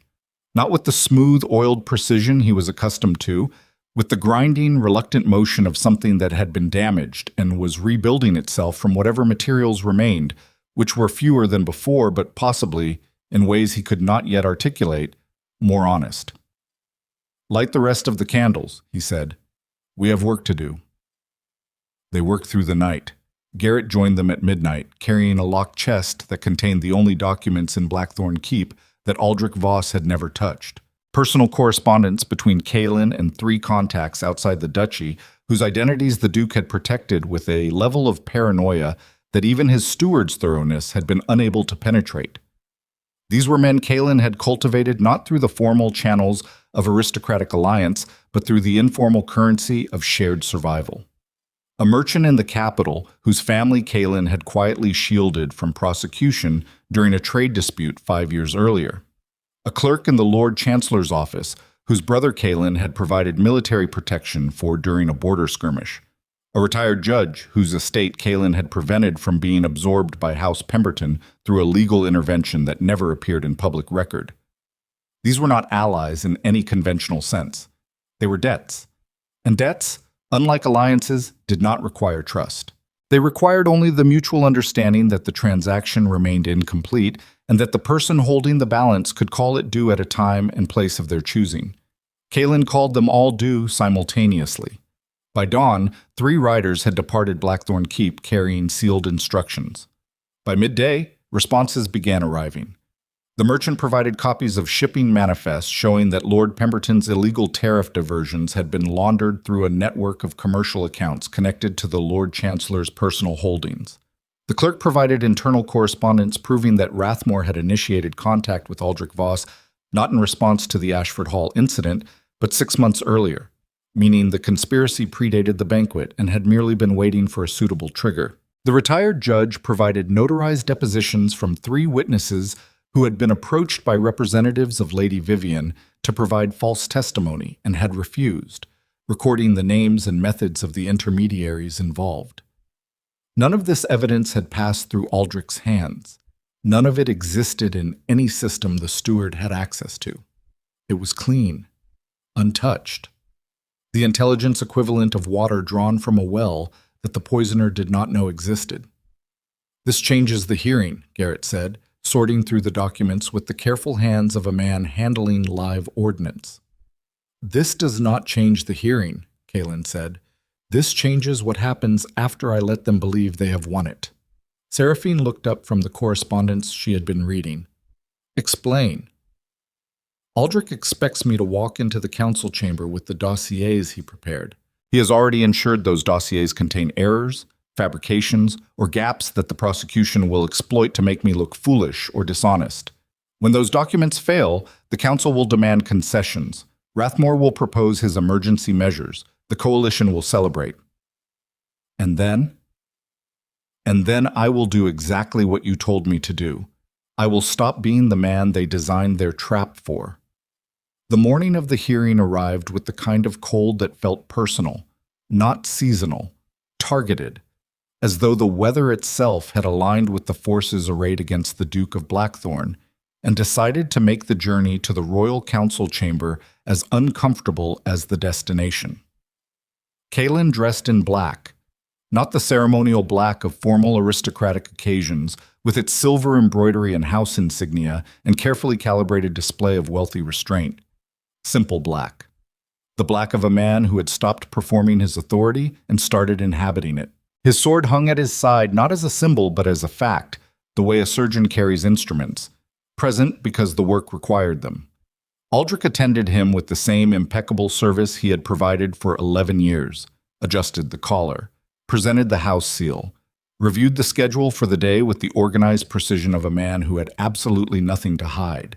Kalin watched the performance from inside the knowledge of its falseness and felt something he had never expected to feel toward the man who had been his closest operational companion for more than a decade. Not anger, not hatred. Recognition. Aldrich was what Kalin would have been if the positions had been reversed. A man shaped by destruction into the weapon best suited to destroy the thing that had destroyed him. The logic was clean. The execution was flawless. The only miscalculation was the assumption that the target would remain stationary long enough for the weapon to strike. The council chamber was full, every seat in the gallery occupied, every noble house represented. The air smelled of perfume and ambition and the specific chemical compound produced when 100 powerful people gathered in one room to watch another powerful person's downfall. Lord Chancellor Rathmore presided from an elevated bench with the composed authority of a man who had already read the final page and was merely turning the preceding ones for the audience's benefit. Lady Vivian occupied a prominent seat in the front row, her expression arranged into the studied concern of a woman deeply troubled by the very scandal she had manufactured. Kaelin entered the chamber with Seraphine beside him. The murmur that swept through the gallery had the acoustic properties of a small earthquake. Not because the Duke's arrival was unexpected, but because the woman walking at his side, the disgraced servant, the alleged manipulator, the woman whose removal was the entire purpose of this proceeding, entered the highest judicial chamber in the kingdom, not behind the Duke, not escorted by guards, not seated in the gallery as a spectator to her own trial, but beside him, matching his stride, her chin level and her eyes conducting the same sweep of the room that his were, cataloging positions and expressions and threat vectors with the synchronized precision of two people who had spent the last 48 hours learning to think as a single operational unit. "The Duke of Blackthorn," the herald announced, and the title had never sounded more like a warning. Rathmore opened the proceedings with the procedural language that turned political warfare into bureaucratic theater. The charges were read. The witnesses were named. The evidence was introduced. Every piece of it carried the fingerprints of careful fabrication, the kind of work that required months of coordination between multiple parties, each contributing their specialty to a collective project of destruction that was impressive in its organization if nauseating in its purpose. Kaelin sat through the first hour without speaking. This was deliberate. Every witness who testified against Seraphine built their account on the assumption that the Duke would interrupt, challenge, counterattack. His silence unnerved them. Rehearsed testimony began to stumble. Coached witnesses glanced toward Vivian for reassurance that was not forthcoming because Vivian herself was watching the Duke's stillness with the expression of a woman who had designed a trap for a specific animal and was beginning to suspect that the thing sitting in her council chamber was something else entirely. "Does the Duke wish to present a defense?" Rathmore's voice carried the careful neutrality of a man offering his opponent a rope he expected them to hang themselves with. "I do." Kaelin stood. The room contracted around him the way rooms always did when he claimed their attention, not through volume or gesture, but through the gravitational pull of a presence that demanded spatial rearrangement. "But not the defense you prepared for."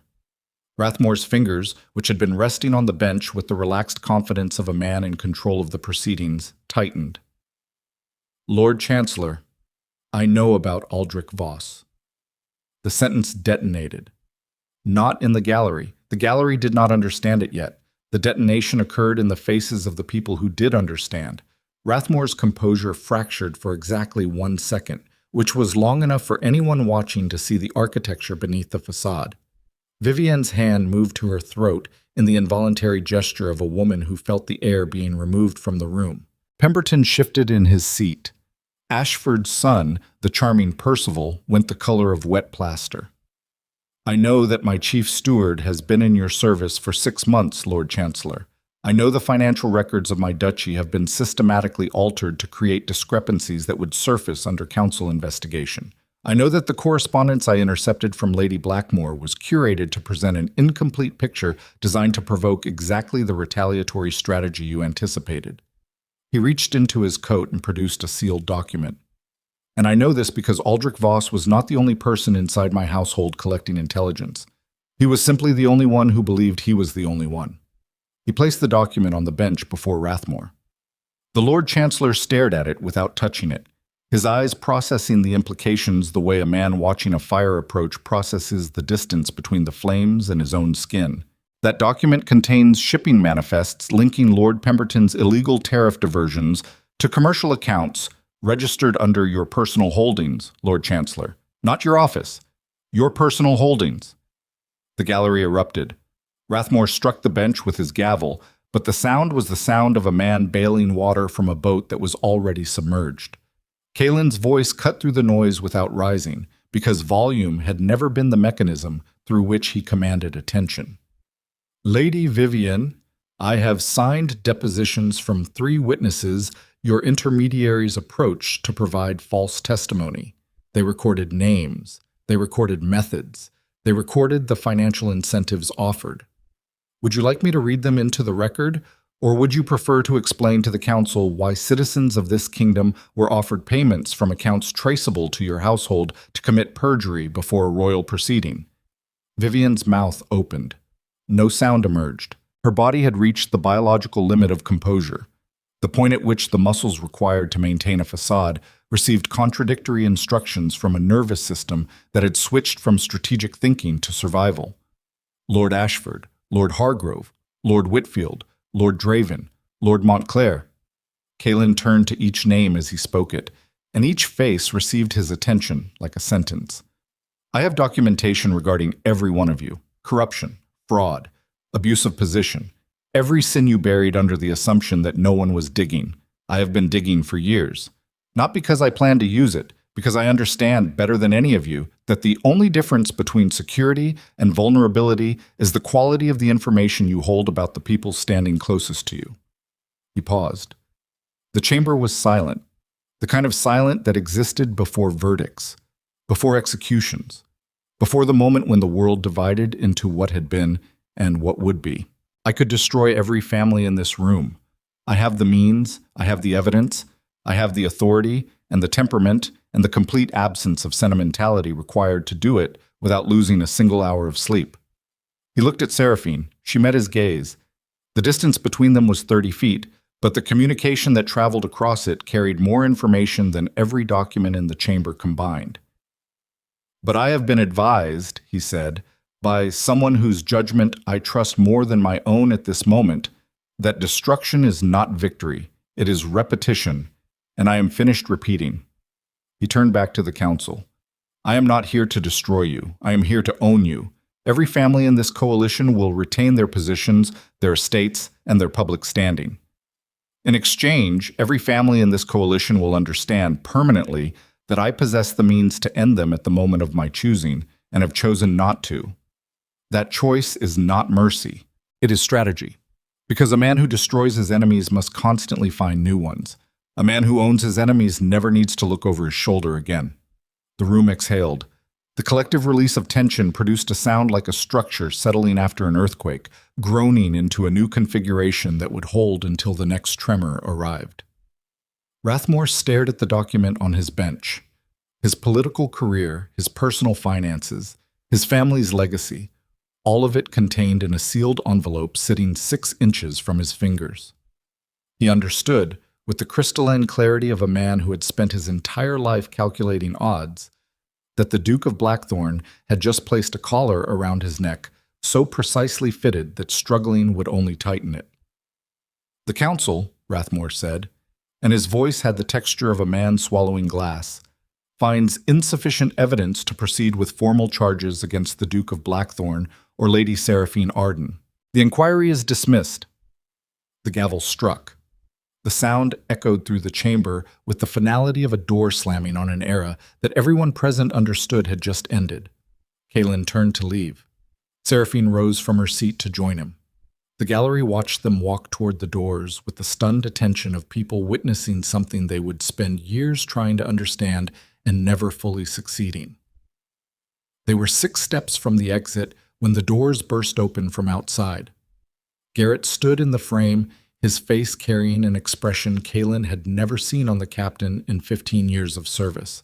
Not battlefield tension, not tactical alertness. The face of a man delivering information that he knew would detonate upon arrival. Your Grace, Aldrich Voss is gone. He left the keep 4 hours ago with the original financial records. Every original. The archives are empty.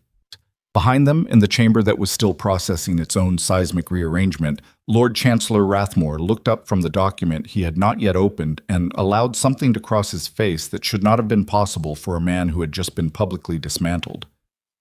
Relief. Because the evidence Kaelin had presented was devastating, but it was copies. And copies, in a kingdom where legal authority still rested on original documents bearing original seals and original signatures, could be challenged, delayed, and ultimately dismissed by a judicial system that the Lord Chancellor still controlled. Without the originals, the Duke's leverage was a loaded gun with a limited supply of ammunition. Effective now. Eventually empty. Aldrich Voss had not merely betrayed Kaelin Ashcroft.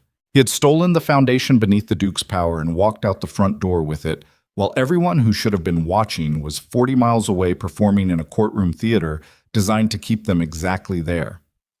Kaelin stood in the doorway between the council chamber and the corridor, Between the political victory he had just achieved and the operational catastrophe that was already unraveling it, and felt the ground beneath his feet shift in a direction that no amount of preparation, no quality of intelligence, no depth of strategic thinking could have anticipated. He looked at Seraphine. She looked back, and in her eyes he saw not fear or sympathy or the careful diplomatic blankness of a woman calibrating her response to a powerful man's crisis. He saw the same thing he had seen on the bridge in the storm, the absolute undecorated recognition that someone was in danger and that walking away was not an option her anatomy permitted. "We ride," he said. "Now." They rode through the night with 12 men and no margin for the kind of error that darkness specialized in producing. Garrett had traced Aldrich's route through the eastern gate, where the steward had presented forged authorization bearing the Duke's seal to a guard who had no reason to question a document signed by the man he had served without incident for 11 years. The forgery was flawless, of course it was. Aldrich had spent more than a decade studying Kaelin's signature across thousands of documents, learning its pressure points, its rhythms, the specific way the pen hesitated between the second and third letters of the family name, as though the hand writing it carried a weight the ink could not fully absorb. He had replicated not just the shape, but the psychology behind the shape, and the guard who opened the gate had seen exactly what he expected to see, because expectation was the most reliable co-conspirator in any deception. The eastern road forked at Heron's Crossing, 15 miles from the keep. One branch ran south toward the capital and Lord Chancellor Rathmore's jurisdiction.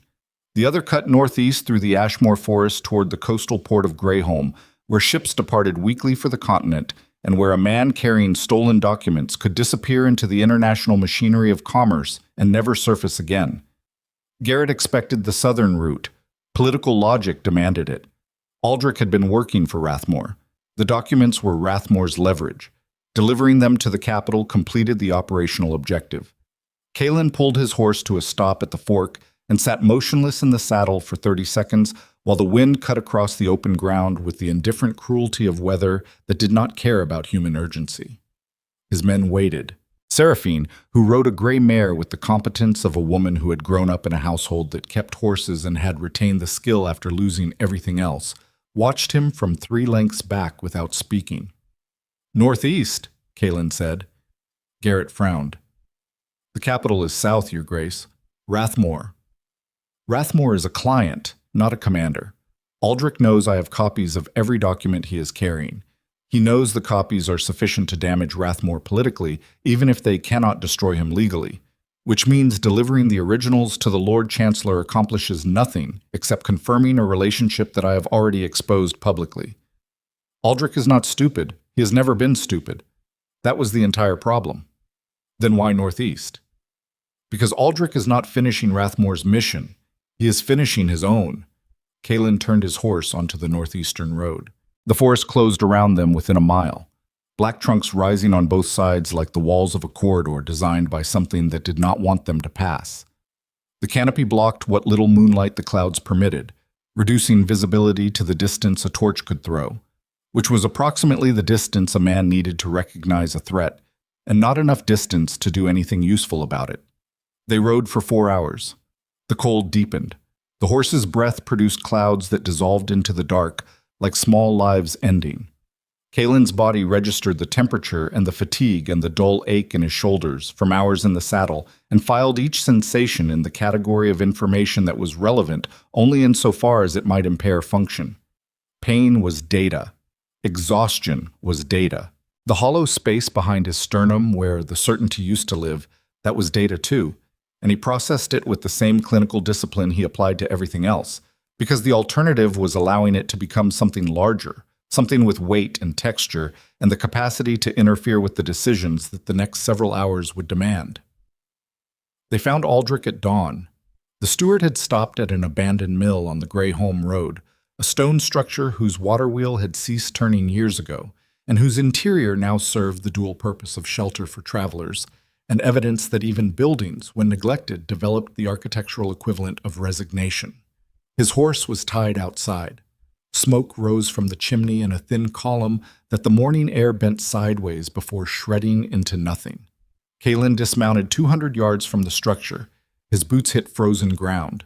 The impact traveled up through his legs and settled in his spine, with the finality of a man arriving at a destination he had been traveling toward for considerably longer than one night. "Perimeter," he said to Garrett. "No one enters or leaves, but no one approaches until I do." "Your Grace, this is not a military operation, Garrett. This is a conversation 11 years overdue." Garrett's jaw worked through an objection that his discipline would not allow him to voice. He signaled the men. They spread into the tree line with the efficient silence of soldiers performing a function they had rehearsed until it required no thought, which freed their thoughts to contemplate the spectacle of the Duke of Blackthorn walking toward a confrontation with his own betrayer as though he were walking toward breakfast. Seraphine moved to follow. Kalen raised his hand without looking at her. "No. You said no intermediaries, direct communication. If that applies to me, it applies to you. This is different. It is exactly the same. You are walking into a room with a man who has spent 11 years learning how to destroy you. You believe you need to face him alone because facing things alone is the only protocol your system recognizes. But your system is the thing that failed, Kalen. The walls, the control, the belief that solitary judgment was the only judgment that could be trusted. That system produced Aldrich, not the man, the opportunity. He succeeded because you built an architecture that depended on a single point of failure, and you were that point, and you could not see it because the person responsible for showing you your blind spots was the person standing in them. She did not wait for permission. She walked past his raised hand and continued toward the mill with the stride of a woman who had decided that the Duke's authority extended exactly as far as her agreement with it, and not 1 inch further. Kalen watched her go and felt the unfamiliar and deeply inconvenient sensation of being corrected by someone whose correction he could not dismiss because it was accurate. And accuracy, unlike loyalty or tradition or institutional authority, did not care whether the person delivering it had been invited to speak. He followed her. The mill's interior was cold and gray and smelled of old grain and recent smoke. Aldrich sat beside a small fire he had built in the center of the stone floor, feeding it with pieces of the wooden shelving that lined the walls. The locked chest containing the original documents sat beside him, unopened. He looked up when Kalen entered, and the expression on his face was the most honest thing the Duke had ever seen the steward produce. Not guilt, not defiance, exhaustion. The specific exhaustion of a man who had been performing a role so long that the performance had consumed the performer, leaving behind a human being who could not remember what it felt like to occupy his own skin without the constant pressure of pretending it belonged to someone else. "Your Grace." The greeting was automatic, muscle memory so deeply embedded that even the end of the deception could not prevent its execution. Aldrich heard himself say it, registered the absurdity, and something in his face shifted. A crack in the foundation of a building that had been structurally unsound for longer than anyone had known. "Do not call me that." Kalen's voice was quiet, not soft. The distinction mattered. Softness implied gentleness. Quiet implied control so complete that volume became unnecessary, the way a man holding a loaded weapon did not need to raise his voice to be heard. Aldrich nodded. The nod contained 23 years. "Your father destroyed my family over a land dispute that the court records describe as trivial." Aldrich spoke without preamble. The fire crackled between them. Seraphine stood near the door, close enough to hear, far enough to grant the conversation its spatial requirements. Trivial, that was the word. A dispute so minor that the ruling barely warranted a paragraph in the judicial record. And for that paragraph, my mother died. My father drank himself into a grave no one attended. My brother disappeared into the eastern provinces and never wrote. I was 11 years old, and everything I understood about the world, every assumption about safety and continuity and the basic reliability of the ground beneath my feet, was removed in less than a month. "I know," Kalen said. Aldrich's hand stilled on the piece of wood he had been feeding to the fire. "You know, I have known for 3 years. Your family's records were not difficult to find for someone willing to look past the official narrative. I chose not to act on the information because your service was exemplary, and because I believed, with the particular arrogance of a man who had survived every previous betrayal, that awareness of a potential threat was equivalent to neutralizing it. You knew I had reason to destroy you, and you kept me at your shoulder. I kept you at my shoulder because I understood your reason and believed that understanding it gave me power over it. That was the error. Not trusting you. Trusting my own capacity to control the consequences of that trust through sheer force of surveillance. I watched you for 3 years, Aldrich. I watched you perform loyalty so convincing that there were days, weeks, entire months where I questioned my own intelligence and concluded that the pain of losing a family at 11 might not, in fact, produce a man capable of sustaining a deception for over a decade. It did not produce that man. Aldrich's voice changed. The professional neutrality that had been his primary instrument for 11 years dropped away, and what remained was rawer, younger, closer to the 11-year-old who had watched his world disassemble. It produced a man who spent every day choosing between the version of himself that wanted justice and the version that had grown to understand the person he was supposed to destroy. I served you, genuinely. Not every moment was performance. Not every efficiency was calculation. There were years when I forgot why I was there, when the work itself became the reason, when your trust felt less like a weapon I was sharpening and more like something I had accidentally earned and did not know how to return. And yet you sharpened the weapon. And yet I sharpened the weapon, because the 11-year-old does not forget. He waits. He waits inside the man the way a splinter waits inside a wound, and no amount of healing closes the tissue around him completely, and the body you build around that splinter is never entirely yours. Part of it always belongs to the thing that was embedded before you were old enough to know that some objects, once they enter you, cannot be removed without taking pieces of you with them. The fire settled. Embers rearranged themselves in the silence. Kalen stood 3 feet from the man who had betrayed him and felt the peculiar weight of a moment that refused to conform to any of the frameworks he had built for processing human interaction. This was not the confrontation his system demanded. The system demanded accusation, judgment, sentencing. The system demanded the clear, surgical separation of a compromised element from the operational body. The system demanded that the man sitting beside the fire be treated as a threat neutralized, a problem solved, a lesson filed under the same heading as his mother's dogs and his uncle's forged documents, and every other entry in the extensive catalog of evidence that human beings, when given access to your interior, would eventually use it to destroy you. But the system was the thing that had failed. Seraphine had told him that in the East Study. She had told him again outside this mill. And now the evidence sat in front of him in the form of a man whose betrayal was not the product of evil, but of damage, not of ambition, but of loss, not of hatred, but of the terrible, corrosive patience that grief demanded of those who could not release it and could not survive it.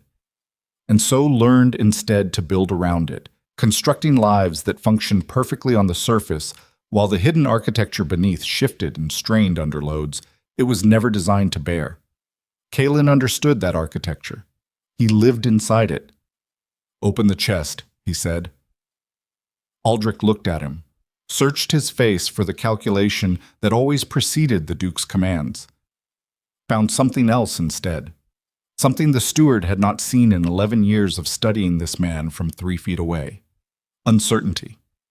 The genuine article, not performed, not deployed, the real, unprocessed, ungoverned experience of a man who did not know what would happen next and had decided to proceed anyway. Aldrich opened the chest. The documents sat inside in ordered stacks, organized with the meticulous precision that had characterized every task the steward had performed since entering Kalen's service.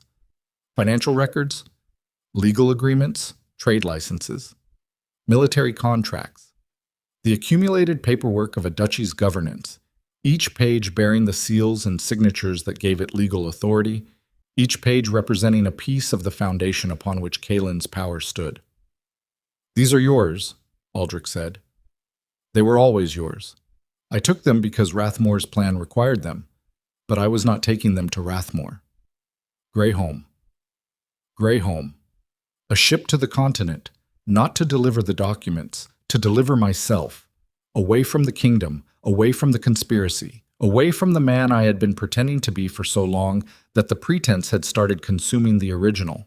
I was going to leave the documents at the portmaster's office with instructions to return them to Blackthorn Keep, unsigned, unaccompanied, the last act of a steward who had run out of reasons to stay and justifications to destroy. You expect me to believe that? I expect nothing. Expectation is the architecture of disappointment, and I have lived inside that building long enough to know that its foundations are rotten. I am telling you what is true. What you do with it belongs to you. It always has. Kaelin looked at the documents, looked at Aldrich, looked at the fire that was dying between them and would need feeding soon, or would go out entirely, leaving them in the cold gray interior of a building that had stopped functioning years ago and now existed only as shelter for people who had nowhere better to be.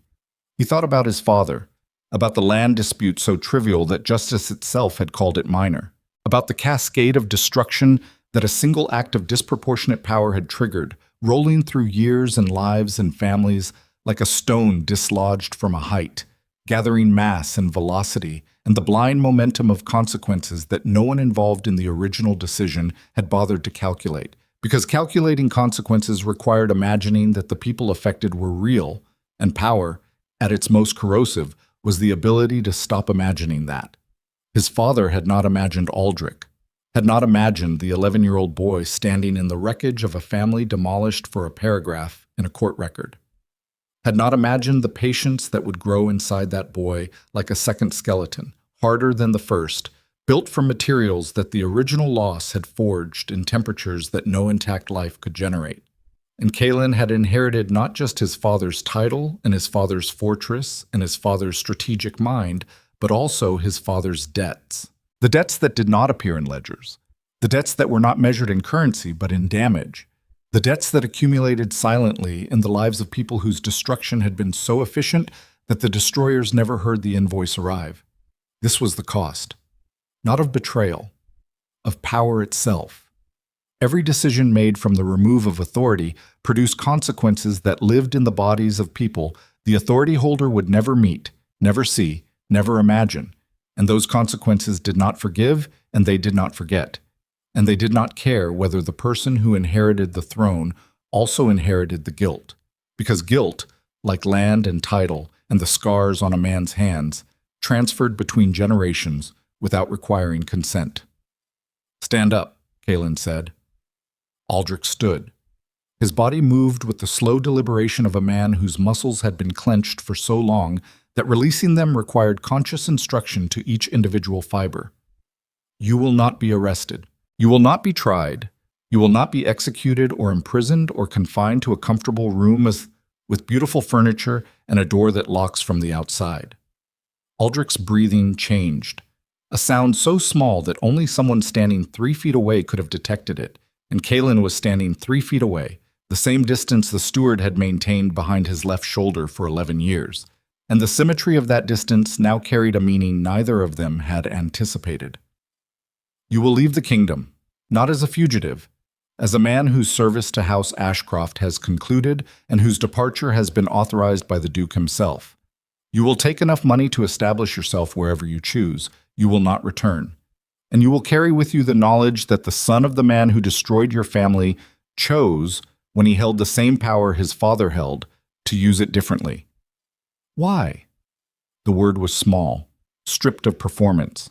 The question of a man who had spent 23 years building a narrative about the people who had ruined him and was now watching that narrative collapse under the weight of an action it could not accommodate. "Because I am tired of inheriting destruction and calling it strength. Because the man I was 3 weeks ago would have destroyed you and called it justice and felt nothing. And the man I am standing in this room has learned, at considerable cost, that feeling nothing is not power. It is the absence of everything that makes power worth holding." He looked at Seraphine. She stood by the door with her arms at her sides and her face carrying an expression he would spend years learning to read and never fully succeeding, because the depth of what she contained could not be mapped by a single pair of eyes in a single lifetime, and that was not a limitation. It was the first honest thing he had ever found attractive. "Take the documents," Kaelin said to Garrett, who appeared at the door with the timing of a man who had been listening through the wall because his commander's safety superseded the etiquette of privacy. "Every original, back to Blackthorn Keep, under armed escort." Garrett entered. 2 soldiers followed. The chest was secured, lifted, carried out into the morning light that was beginning to assert itself over the landscape with the slow, undeniable authority of something that arrived every day regardless of what the night had contained. Aldrich stood alone in the empty mill. His hands hung at his sides. His face held the particular blankness of a man whose operating system had crashed and was attempting to reboot without sufficient data to complete the process. Aldrich. Kalen paused at the door. The boy on the bridge. The one Seraphine carried through the storm.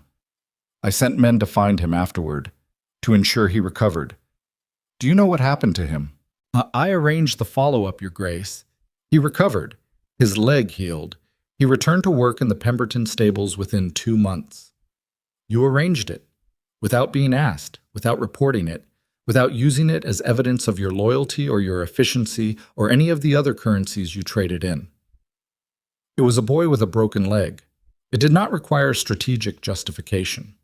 Kalen nodded.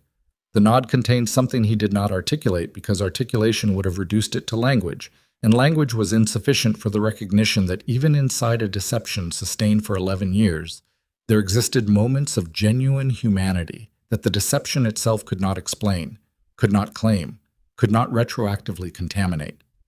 Aldrich had helped the boy because the boy needed help. The same impulse that had driven Seraphine onto the bridge. The same impulse that existed beneath the strategies and the betrayals and the accumulated armor of people who had been hurt badly enough to build entire lives around the prevention of being hurt again. He left the mill. The morning air was sharp and clean and carried the scent of pine and frozen earth, and the distant, faint suggestion of the sea that lay beyond the forest, where ships waited to carry people toward whatever came next. They rode back to Blackthorn Keep in a formation that had changed since the outward journey. Seraphine rode beside Kalen rather than behind him. Neither of them commented on the adjustment. Neither of them needed to. The spatial relationship between two people communicated more than conversation when both people understood that proximity was not possession and that walking beside someone was a fundamentally different act than walking behind them. The keep received them as it always did. Stone walls, iron gates, guards in formation, the machinery of power operating with the precision of a system designed to endure regardless of who stood at its center. But the center had changed. The man who rode through the gates was wearing the same face and the same scars and the same angular severity that made lesser men reconsider their ambitions. But the architecture behind the face had been rebuilt during the night, and the new construction used different materials. Not softer materials, different ones. Load-bearing elements that did not depend on the exclusion of other people's judgment for their structural integrity. Walls that contained windows rather than eliminating them. A command structure that included, for the first time, a voice that was not his own and was not subordinate to his own, and existed not to confirm his decisions, but to illuminate the terrain those decisions would occupy. In the weeks that followed, the political landscape of the Kingdom of Ashmore underwent the kind of seismic rearrangement that historians would later describe with words like transformation and reform, but that the people living through it experienced as the slow, grinding, painful process of a system discovering that the man who controlled its most powerful node had altered the fundamental logic governing how that power was exercised. The noble families who had conspired against Kalen discovered that the Duke's new approach was, in many ways, more unsettling than the old one. Destruction they understood, retaliation they could prepare for. But the experience of being summoned to Blackthorn Keep, presented with evidence of their corruption, and then offered the choice between exposure and cooperation, produced a specific kind of psychological recalibration that no threat of force could achieve. They were not afraid of the Duke. They were uncertain of him. And uncertainty, Kalen was learning, was a more effective instrument of governance than fear, because fear motivated people to avoid the thing they feared, which meant they were always looking backward, while uncertainty motivated people to pay attention to what was happening now, which meant they were always looking at him. Rathmore was quietly removed from his position through mechanisms so bureaucratic that the Lord Chancellor's departure appeared to be the product of administrative process rather than political defeat. His replacement was a woman named Helena Croft, whose primary qualification was a reputation for procedural integrity so impervious to corruption that even Kalen's intelligence network could find nothing in her background worth leveraging. He appointed her anyway. Seraphine pointed out during one of the evening conversations in the East study that had become the operational center of their shared governance, that appointing someone you could not control was either the bravest or the most foolish thing a duke could do. Kaelin replied that the distinction between bravery and foolishness was determined entirely by the outcome, and since the outcome had not yet arrived, both descriptions were equally accurate. She smiled at that.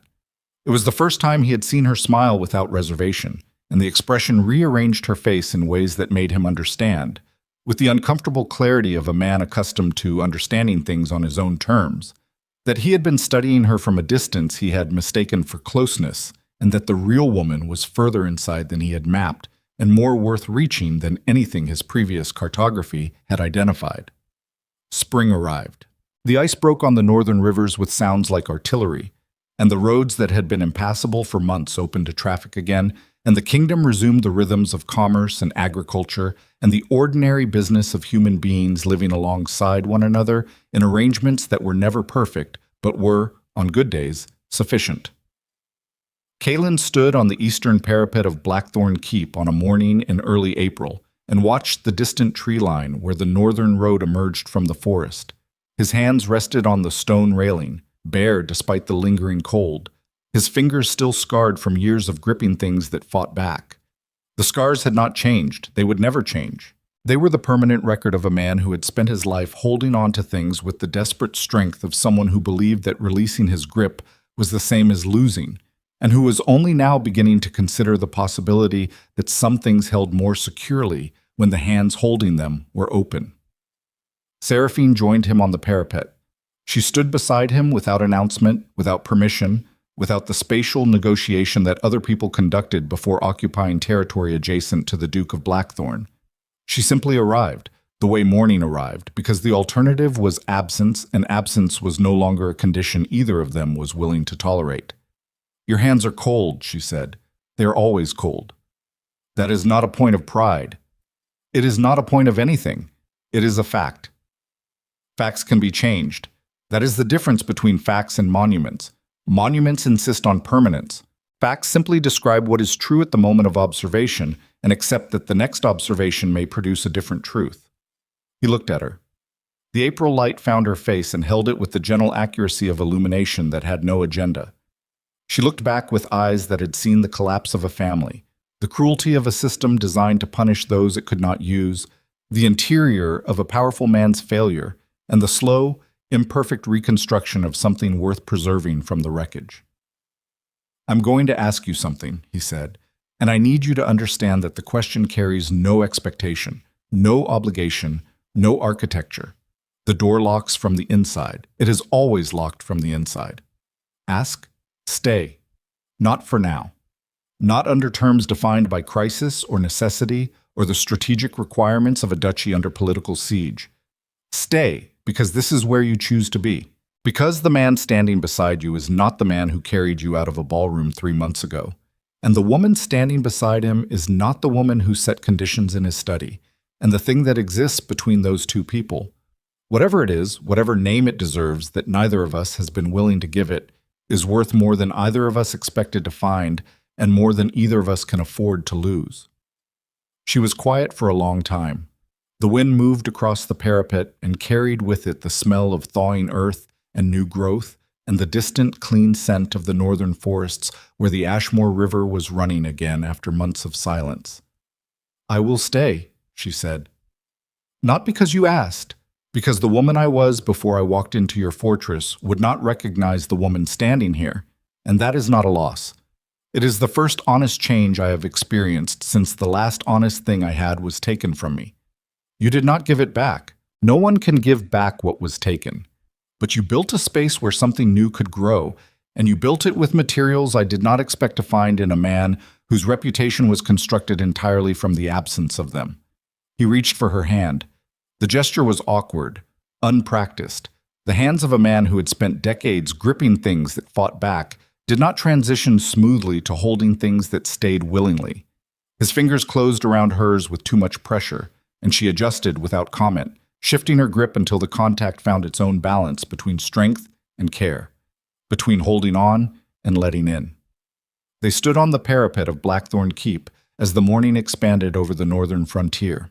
The banners of House Ashcroft moved in the wind above them, the same banners that had flown over this fortress for generations, witnessing the decisions of men who had governed through fear and force, and the absolute conviction that power was a wall built high enough to keep everything dangerous on the other side. The banners still flew. The fortress still stood. The Duke of Blackthorn was still the most formidable ruler in the kingdom, and his enemies still measured their actions against the probability of his response, and the laws he administered still carried the weight of a man whose authority had never been successfully challenged. But the wall had a door now, and the door locked from the inside. And the man who had built the wall had chosen, after 34 years of reinforcing it against everything the world sent to test its strength, to leave it open.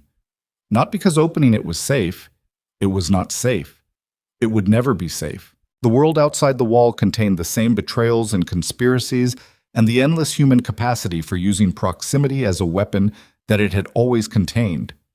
Nothing about the landscape had changed. The man standing in the doorway had changed. And that, in the end, was the only renovation that mattered.